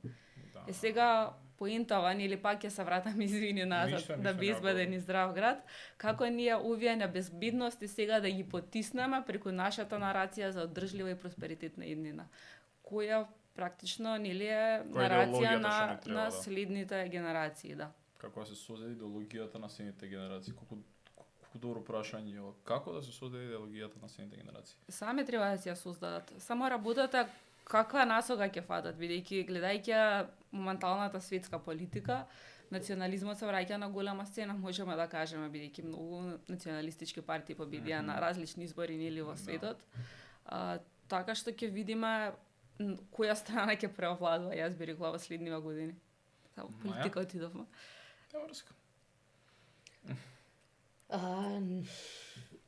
Да се вратиме на тоа. Не знам, тешко е. Пази, за ова сега е многу филозофска тема и најверојатно ќе ни треба денови да ја разглобиме. Фер. Утре со двајца филозофи снима може ќе им префрлам на нив можеш на нив да им префрлиш, али генерално идејата е таа. Ја би рекла пркос. Не може ние постојано да сме цело време само на истото. Не може само да се враќаме назад. Ние го натрупавме, например, плоштадот и откако го натрупавме плоштадот се разбудивме и рековме: да ставиме ни еден официрски дом, дека го имаше многу беше убав. Стварно бил многу убав на слики. Сега го нема. Изградија 15.000 други работи. Кај го ставивте бре сега пак? Изгора се, што не го изградија 10 години, него ние, таа е безбедноста.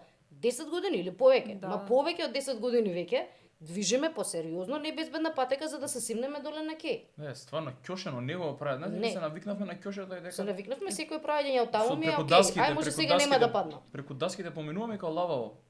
И па се адаптиравме тоа. Да, Зборувавме, грешка, ова назад, нов Пркос, софтвер. само пркос, нема друго решение. Не може да се прилагодуваме на тоа, окей, што сега сакаме ново. Да, многу е битно да ја зачуваме традицијата. Многу е битно да ги зачуваме работите што сме ги имале. Ама луѓе, традиција во никогаш не е значила чуваме секако што било. Тоа е конзервирање, мислам. Да. дека Не. Значи и традицијата е динамична и таа расте заедно со нас. Не може да остане како што било. Ако беше така, нели, како беше, уште ќе бркавме, ќе пробувавме тркалото да го ставиме. Зачувуваме културно наследство, тоа што веќе е влизано како културно наследство, меѓутоа не све што се изградило до пред 5 години. Апсолутно. Така, Камениот мост на пример, или еве да се вратам сега за Мелем, не дека ги критикувам Мелем, имаше многу убав пост, што немав појма јас сега, дека во Италија на пример не смееш ти да изградиш зграда која што ќе го попречува погледот кон одреден монументален објект. Ние на улицата Лазар Личеновски, значи за да биде парадоксот и кретенизмот уште поголем, ги имаме изградено зградата на Водовод и зградата на ЕВН, кои што кога ќе застанеш од страната на Жабарот, ти го покриваат погледот на Калето. Значи Така. ти историјата ти ја покрива Водовод. Па градот е слој, мислам, лошо кажав, не е градот еден слој, градот е многу слоеви. И преку тие слоеви секоја генерација остава белак. Секоја генерација се гради еден слој кој потоа служи како јазик со кој сега ќе биде така малку. Нашите предци комуницираат со нас. Да, меѓутоа преку начинот, преку визуелен начин. Значи некоја генерација изградила нешто, ние појма немаме, се раѓаме во одреден град, меѓутоа со нашето растење се движиме низ тој град и визуелно ги гледаме работите кои постојат и на тој начин стакнуваме познавања дури ништо да не прочитаме. На пример, ќе го видиме Калето и знаеме дека Скопје постоело и во средниот век. Ќе видиме турската чаршија, знаеме веќе имаме некој впечаток дека тоа е изградено во Отоманската империја, да речеме.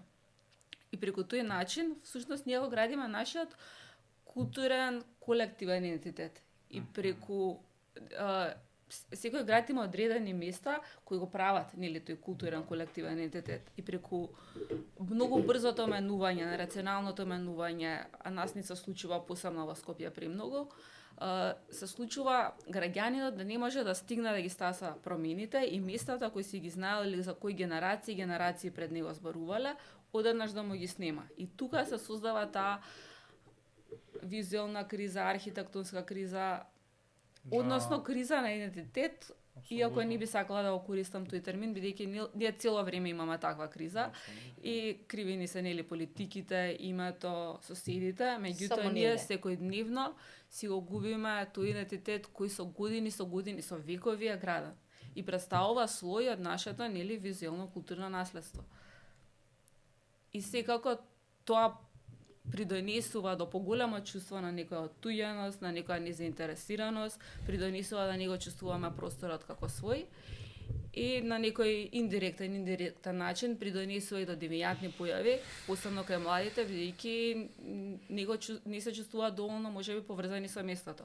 Сега не викам дека зачувување на еден споменик сето тоа ќе го спаси и ќе го промени, меѓутоа во голема мера доколку ние имаме однос кон градот кој повторно ќе речам е здрав и кој ги чува вредностите, градските вредности, во тој случај јас верувам дека генерациите кои растат во тој простор би биле посреќни, попронајдени, поблагородени. Многу ме погоди овој дел, бидејќи многу често со делот што кажа дека не може да го потфатиме изгледот на градот и дека тој константно се менува во одредени форми кои што не се планирани, не обликувани, не знаеме што се случува веќе во одредени делови од градот, некако како се пресликува на нашата ментална состојба. Бидејќи мислам дека ние многу често си викаме не можам да се пофатам себе буквално од многу работи што се менуваат, бидејќи живееме, мислам, се чувствувам дека живееме во одредено безконтинуитетно општество сега, бидејќи кога си тука, ти пробуваш да изградиш некој ментален континуитет, ама тој секако менталниот континуитет не може да е одврзан од урбанистичкиот континуитет или градскиот државниот континуитет. И некако сега кога го спомнува, никогаш не сум ја дал вредноста на овој дел од градот како толку силно да влијае врз мојата ментална зарада. Ние се фаќаме, пак ќе кажам, се фаќаме за базични работи пошто не недостасуваат зборови за да ги објасниме сериозните работи. И заради тоа мора да се дава простор на луѓе како вас да ги култивираат луѓето за различни процеси што се случуваат, за да знаеме што бараме. Ќе се вратам на како почна бојкотов. Мислам првиот бојкот на Македонија. За патлиџаните ни беше првиот бојкот. Не тргнавме ние да заштитиме улицата, сега ми напред 2 недели. Патлиџанот бил поскапува, бил, значи нешто што толку е просто и едноставно да можеме да го пресметаме за да сватиме дека не е како што треба. За да стигнеме до овдека, да сватиме дека немањето на урбанистички континуитет може сериозно да влие врз немањето на ментален континуитет, тоа е више една дискусија за кое што Колективен ментален континуитет. колективен Да, ментален. и сега повторно ќе се надоврзам на мојавата од преска за турбофолкот. Слушаат деца во турбофолк за да имаат чувство на припадност. Да. Значи кога една песна или еден тип на музика може да создаде чувство на припадност, каква чувство на припадност создава цел град или цела населба или едно село или не. Дури и многу често граѓаните повеќе се идентификуваат, зборувам во генерални рамки, не мора да значи која кај нас, повеќе се идентификуваат со градот. Јас сум граѓанин на тој и тој град, нели? Јас сум скопјанец, јас сум битолчанец, охриѓанец, Да. како и да е. Практично градот има огромна улога во формирање на таа колективна меморија и тоа се случува нели преку нашата себе идентификација, бидејќи индивидуата сака да припаѓа некаде, сака да е прифатена, сака да има околина, бидејќи ние по природа сме социјални битија. Така што многу ни е важна околината, како таа нас не прифаќа, како ние ја прифаќаме. Меѓутоа тоа е процес што оди во двете страни, како ние се однесуваме со просторот и како просторот врши влијание врз нас, да. Многу ствари за мислење. Многу ствари за мислење. А те како влеземе за градбите што се градат и како се бориме едни со други? Многу ствари за мислење. Ајде едно правно прашање да идеме оваа насока. Зошто? Може легитимно правно прашање. Сега кога беше работела со Треска, граѓаните сакаат моја сопственост ќе ја дадам јас. Куќава да ми се прави тука зграда. Океј, добро, фер, добро, така е. Од друга страна ќе кажат сакаме мораториум. Ама чекај па сега градот е за да се гради, ако не кажеш да се гради, иди живеј у село. Пак се едното с другото се коси. Може ли да има некоја форма на експроприација за да се измена, идеалистичко сценарио се карикирам. Форма на експроприација која што може во одредена фаза тргнува се како што треба. Се работиме да го менуваме градот. Дали може да има идеалистичко сценарио каде што експроприација и ќе дочекаме да детонираме некоја зграда што не е наместена на вистинско место или нема таква можност? Не знам. Види се. Многу е зезнато затоа што ние сме нели општество слободно демократско во кое што ти имаш право на приватна собственост. Така. Ако јас го поседувам земјиштето, јас одлучувам. Да. Сега тука е проблемот друг. Што јас би рекол, што јас би направила и зошто мене ме вадат од кожа овие работи? Исплати му го на човекот земјиштето. Направи парк. Така е, тоа го мислам. Најди го тоа чар. Не Тоа го да се оштети некој. Меѓутоа мора да се најде механизам. Ние овдека не можеме да се потпреме на тоа дека некој, особено во општество во кое што сите нагло осиромашуваме, Да. и мислам, сигурноста на животот ти е нула. Ти секој ден стануваш се понесигурен, закони се менуваат, општеството се менува, политичката сцена на светско ниво се менува, ти си постојано несигурен. И сега одеднаш јас толку многу треба да бидам не знам, отворена и да речам, знаете што, окей, јас ќе бидам болјиот човек од вас другите и нема да градам овдека зграда, иако ми даваат 2 стана да се го решам проблемот со децата. Утре се бајле. Не, тоа Нема нема да шанс, се нема случи. шанс. Да, Нема Како шанс. можеме тој товар да го префрлиме? Едно од работите што мене особено ме погаѓа последниве не знам колку години, кога некој ќе излезе од политичкиве врвови, од владеачкиве врвови, ќе рече ама народот е крив. Не може народот да биде крив. Не можам јас да бидам крива. Не можеш да очекуваш од мене јас да го жртвувам своето право, својата собственост, а од друга страна вие не правите ништо. Ние не жртвувате ништо, но. Не може, не функционира така. Најди начин како јас да бидам обештетена за да ми го земеш. Направи го, не знам, заштити го земјиштето. Направи го, дупати кажи овде ќе биде парк. Ти исплаќам толку за парк, чао, пријатно. А не, ние поделивме градежни маркици на сите, апсолутно, и сега одеднаш ама овде ќе имало градежна маркица. Па која даде градежната маркица? Јас? Така, Ние дадовме градежна маркица на Хелиодром, бре, кога да збориме за тоа? Градежна маркица на Хелиодром. Па Хелиодромот зграда ќе биде, колку што се сеќавам. Кај Така? за какви втори? Да. Зашто да правиме муавет? За кој дел? За која сигурност, за која безбедност? Фактички тоа е Хелиодромот на војна болница. Да. Здраво, како си? Браво, не сум ли. Не, еден мој другар сериозно, мислам, ние се занимаваме секој со органиве на извршната власт многу често. Значи премиерот, министрите и така натаму, ние стварно немаме појма кои не се советници. Значи он вика ако сакаме ние да работиме нешто, мора да почнеме од советници, да видиме кои се тие таму, значи тие ги бркаат тие такви работи советниците што ни промакнуваат, не ги знаеме. Задни 10 години 20 советници не знам да набројам од Скопје. Пошто него носи премиерот дупот на крајот од денот, така? Еве, и да има влијание. Јас стварно не мислам дека влијае премиерот на сите или премиерите, министрите на сите згради што ги имаме изградена, дека тоа е стварно шурувањето на локалните власти и на советниците. Јас стварно еве легитимно сега вака ќе кажам пред камера дека би сакал од изминативе 4 години да направиме една земјичка листа на сите советници од клучните општини кај што се изградени највеќе и да видиме што имаат направено тие луѓе од таму нега почна приказката. Знаеш, многу беше интересно кога почна 2014, а мислам дека нешто и пред тоа, првиот аеродром кога стана првпат општина. Не знам на тоа дали се сеќаваш. Станува аеродром првпат општина. Више се смеам, ја морам да се смеам зобажно, ја тикнува. Карпош знам многу не сака City Park Boys Family имаше еден клип, да морам се насмеам. Добро. No hard feelings. Да, им за те засекогаш. Тоа. Станува се двои аеродром од кисела вода, станува посебна општина и градоначалникот на аеродром искачи вика ние ќе бидеме многу богата општина, ќе видите, и тогаш го промовира планот дека ќе ги сруши сите бараки и ќе испогради згради. И ние сироти тргаш со логиката дека ај нема шанси ова, заради тоа што замисли се, ние размислуваме, ама ти нема да имаш инфраструктура, нели улиците, водата, струјата, ништо дека нема да функционира, нема шанси ова да се направи. Луѓе, ја мислам дека од тој негов план тогаш имаме плюс едно дупло повеќе згради изградени. Ние не верувавме. Јас кога го гледав видеото Скопје, имаше промо видео Скопје 2014. Се врти промо видеото Скопје, многу беше слично направено како на Интегра што беше со спешатлите, тако некој. И сега го гледаме видеото и викаме не бе, ова сега политички поени собираат, нема шанси да се изграде, каде тама работа.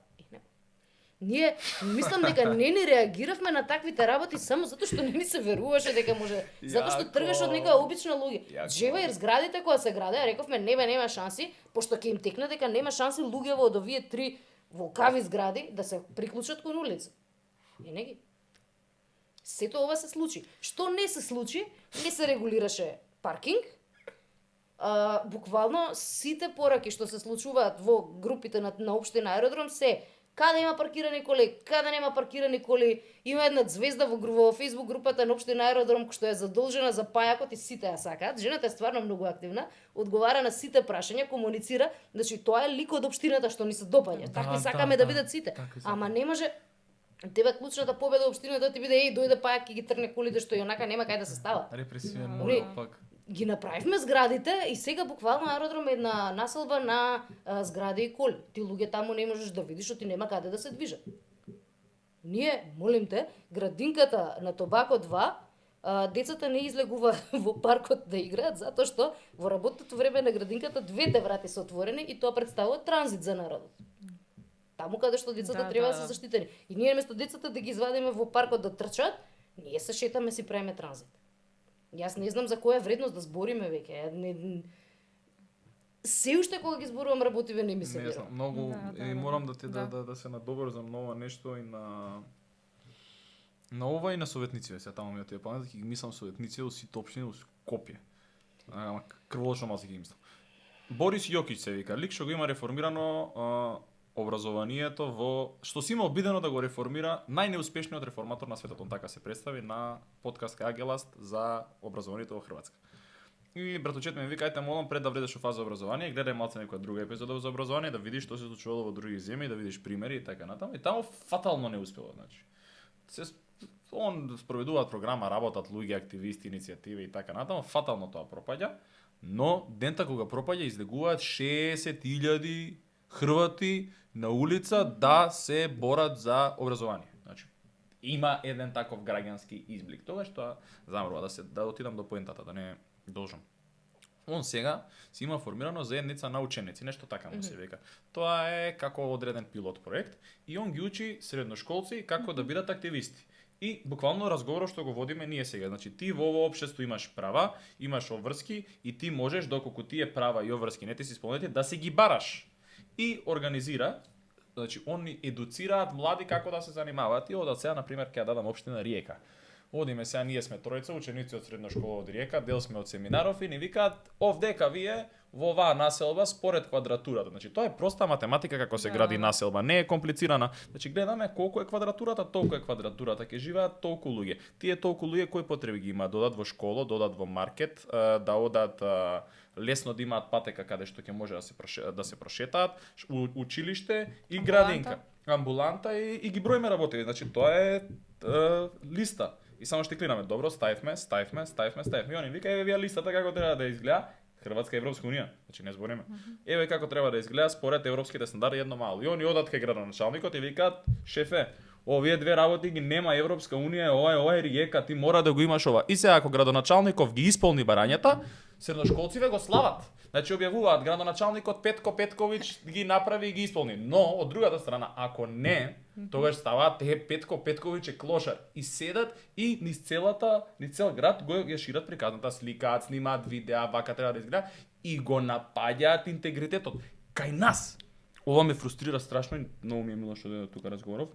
Градоначалниците од школски општини, значи од општина Центар, од Кисела вода, Газива вода, сликаат со деца. Значи ја не знам дали родителите дозволуваат да се сликаат со деца, ама Инстаграм профилите или Фејсбук профилите ако ги видите, нашите дечиња, нашите најмели, нашите тнтр, нашите пнтр и се тоа е приказка, ние се ќе ги гушкаме децава и ќе бидеме дедомразоци со нив у школа или стварно ќе направиме нешто за деца, пошто не разбирам како. И ако прифаќаат родителите, ги судам и родителите онака скроз.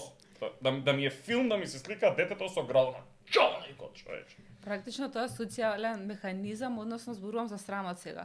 Нели да не сакаш да си обрукан јавно, да си усраман јавно, тоа што го прават средношколците да речеме во Хрватска. Да, се вратив малку назад. Сега работава тоа кај нас колку функционира, бидејќи колку многу политичари или јавни личности сме имале што била или требало да бидат засрамени јавно и ништо не се случило. Ама мислам дека може тоа е интересни се. Не, мислам дека се многу интересни како концепти, може да се пробат, зошто може да да не. се пробат. Не мора не толку софистицирано како што е неговото, тоа е според негова Харвард Оксфорд метода, не знам како има направено, мислам може да иде тоа некако поедноставно малку. Не мора ни да влегуваме ние толку длабоко, кај нас грешките се толку очигледни, што нема потреба, мислам, дајте да ги фатиме кафичите со тераси што излегуваат на улица, дајте да ги фатиме колите паркирани до кафичи, да фатиме се што е изблокирано наоколу. Тоа е толку многу лесно за следење. Колективно да ги исмеваме малку. Да, меѓутоа колку тоа би успевало, бидејќи пак се навраќаме на таа глорификација на девијатно насување. Скроз. Да, затоа што кај нас одредена маса може ќе ги исмева и ќе биде исмеана таа одредена маса што ги исмева, без разлика што се застапува за сите вредности. Не само тоа, него кај нас е сето толку многу исполитизирано да ако ти ја направиш критиката и покрај тоа што е очигледно и речеш еве ова не е направено, првиот коментар ќе биде а кај беше прошлиот мандат кога? Да, али тоа е интересно. Мислам дека сега ќе настане пресек со тоа. Сега видов дека пак сакаат да ги оцрнуваат протестите. Мислам дека протестите се толку леџит што ќе пропаднат сите тие води, ќе се направи вака еден рез на општеството, кај што ќе може легитимно да си кажеш. Сега бе сакав да кажам за проблемов. Не ме замарај што сум правил пред 4 години. Пред 4 години се замарав за пандата, како да те објаснам. Сега се замарам со овој, тоа е мојот денес проблем. Ти гледај за кој проблем денеска ти зборам. Не се кирај за проблемите што сум ти зборил пред Тоа не е релевантен коментар, затоа што најголемиот број на луѓе кои присуствуваа на тој протест беа толку млади, значи тие беа 4 години. Спрема математика учеле. Математика за седмо оделение, Да. Математика за седмо оделение е многу добра мисла сега некаде ми ги слета. Сакам да се вратам. Да се вратам на една колумна на другаров, на мој иџез. Цинизмот на Балканецот, дека цинизмот ни е толку потребен за да преживееме века на нас. Копинг механизам е цинизмот. Копинг механизам дека ни е цинизмот па сега да го искористиме, тоа е пак еве за тие млади што беа на протестите или што сакаат да еве за градоначалниците да ги исмеваат градоначалниците, нека отидат на улица и да видат како треба да биде стандардот на таа улица. Ако не е исполнет стандард на таа улица, многу е лесно. Значи ја можам да им помогнам како се прават клипчиња едноставни рил со текстче и да си најдат ако сакаат задача да се исмеваат со градоначалници што не им ја вршат работата, стојам на располагање. Тоа е од мене. Буквално само да се стопле, од март да може полог да биде денот. Да и идеме заедно низ населби, еве снимам си, завршуваме работа и да си тераме тоа. Мора да има некој таков call to action. Не, стварно мислам дека и ќе успеваат тие работи, пошто сега си го замислувам сценарио да најдеме сега некоја стварно нека банална работа, да застанат студенти и да ги изглумат 3-4 сценарија како се до тоа треба. Има рич, значи 200.000 прегледи на шала. Јас имав еден неуспешен опит да решам нешто во животот. Најде. На улицата на која што живеам имаше пешачки. Нели со таа бојата што се брише многу лесно и пешачкиот го има за да знаеш дека е таму отприлike. И после тоа заборавија дека треба да го нацртаат и тоа траеше на добре 3 години, ама ја упорно викав дека тука има пешачки, тука има пешачки, тука има пешачки и почнав да замарам. Нели со целата пасивна агресија и цинизам што постои, секој втор ден. Здраво. Денес пак сум тука и ова уште не е нацртано, слика објави. Пак сум тука, не е нацртано, слика објави, тоа трае некое време. Дојде нов избори, дојде нов градоначалник. Го офарба? Го офарба. Браво. Цар. Не сум готова. На тој пешачки кола нема застанато, па валјда од денот кога е пешачкиот нацрт. Браво, значи успешна. Тоа би била сега да се. Не. Значи нашата битка е таа. Може и тоа да седнат да прават. Да седат и да бројат колку коле нема да им застанат на пешачки. Имаат време. Имаат време зашто. Имаат време, стварно треба да занимаваат со тие. Мислам дека тоа може да биде една приказна така што ќе си ја терам јас сега и во наредни епизоди и понатаму што ќе форсирам дека стварно, пошто многу се интересни и креативноста така може да им се развива, реално може да им се развива креативноста ако се борат за општество да биде. Јас на пример одев на протести средно, ама одев, се имаше две причини зашто одев. Првата причина беше поради тоа што стварно мислев дека нешто се менува, дека се менува и се чувствував дека сум дел од промена, а втората причина беше поради тоа што мислев дека сум кул. Баш ми беше добро така некако мислам, имав многу, значи најпаметните девојки одеа на дебатите сега и да бидам се сакав да бидам во друштво на најпаметните девојки, ми годеше тоа, беше интересно таа цела приказна. Така да нека биде тоа, еве нека биде оваа приказна инспирација за Супер. средношколците сега, нека се занимаваат малку со општеството, нека исмеваат градоначалници. И та нова вредност кула да си паметен Така е, може. и да имаш критичко размислување. Може. Да, и дека против сите овие работи можеме да се бориме на овој начин, со дискусија, со хумор, со public shaming, не мора тоа да биде насилство. Не мора да биде насилство. Како би, ајде, еве да може да завршуваме со ова мисла, како би го дефинирала критичко размислување? Дека информацијата што ја добивам не ја прифаќам како таква, туку имам свој став за тоа, а ставот кој што го имам го темелам на претходни знаења од различна страна, значи не од еден извор, туку сум разгледала неколку извори, сум разговарала со неколку луѓе и добро сум размислила пред да ја прифатам информацијата. Фер. Некогаш таа информација можеби и не е навистина точна. Не можам да базирам свое мислење врз основа на еден субјективен текст што некој го напишал или статус на Facebook како што сега читам. Или на која и да е мрежа што се чита. И при тоа вложувам во себе си за своите сознанија, да сум доволно образована за да можам нели прво да имам пристап до сите тие информации да ги прочитам и рационално да ги разгледам. Зашто мора да има, нели индивидуата мора да вложува постојано во себе си, процес, мора да има претходни сознанија. Многу добар концепт е концептот на вечно учење. Мене многу ми има помогнато да си го нормализирам текот на животот кога го сватив процесот на вечно учење, поради тоа што кога завршив на правен факултет и сега кога завршиш правен, кога треба да влезеш у приправнички води, мислиш дека ти касниш и дека си утнал све у животот и дека е готово на 25, ништо не вреди, нема смисла, напротив.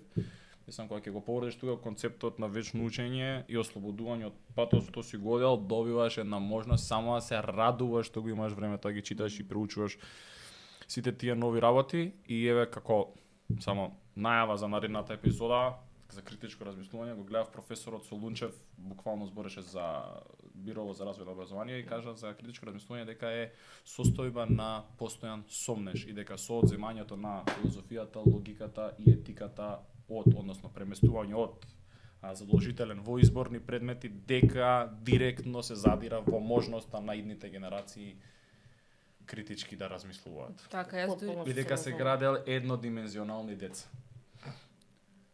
Што може би е целта. Да речеме на некоја теорија на заговор. Не сакаме да веруваме во тоа. Не веруваме во тоа. Не сакаме да секако. веруваме во тоа. Луѓе, за мене мислам дека ова е најквалитетната епизода што сум ја снимал до сега. Фала ви многу што бевте мои гостинки и се надевам дека може да се видиме во некоја наредна прилика. Фала ти.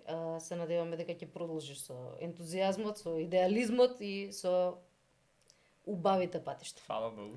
Да, и фала за целата позитивна енергија и вака што на мене и на Маја верувам ни вративте надеж за следните генерации, за промените кои ќе ги направите, веќе ќе ги направите, значи Може. веруваме дека Може. нема да се адаптирате. Може, ми се свиѓа. И да, ви посакувам простор со просперитет. Фала ти многу. Значи не се адаптираме и инспирација пред доминација. Тоа е тоа. Тоа. Може? Може.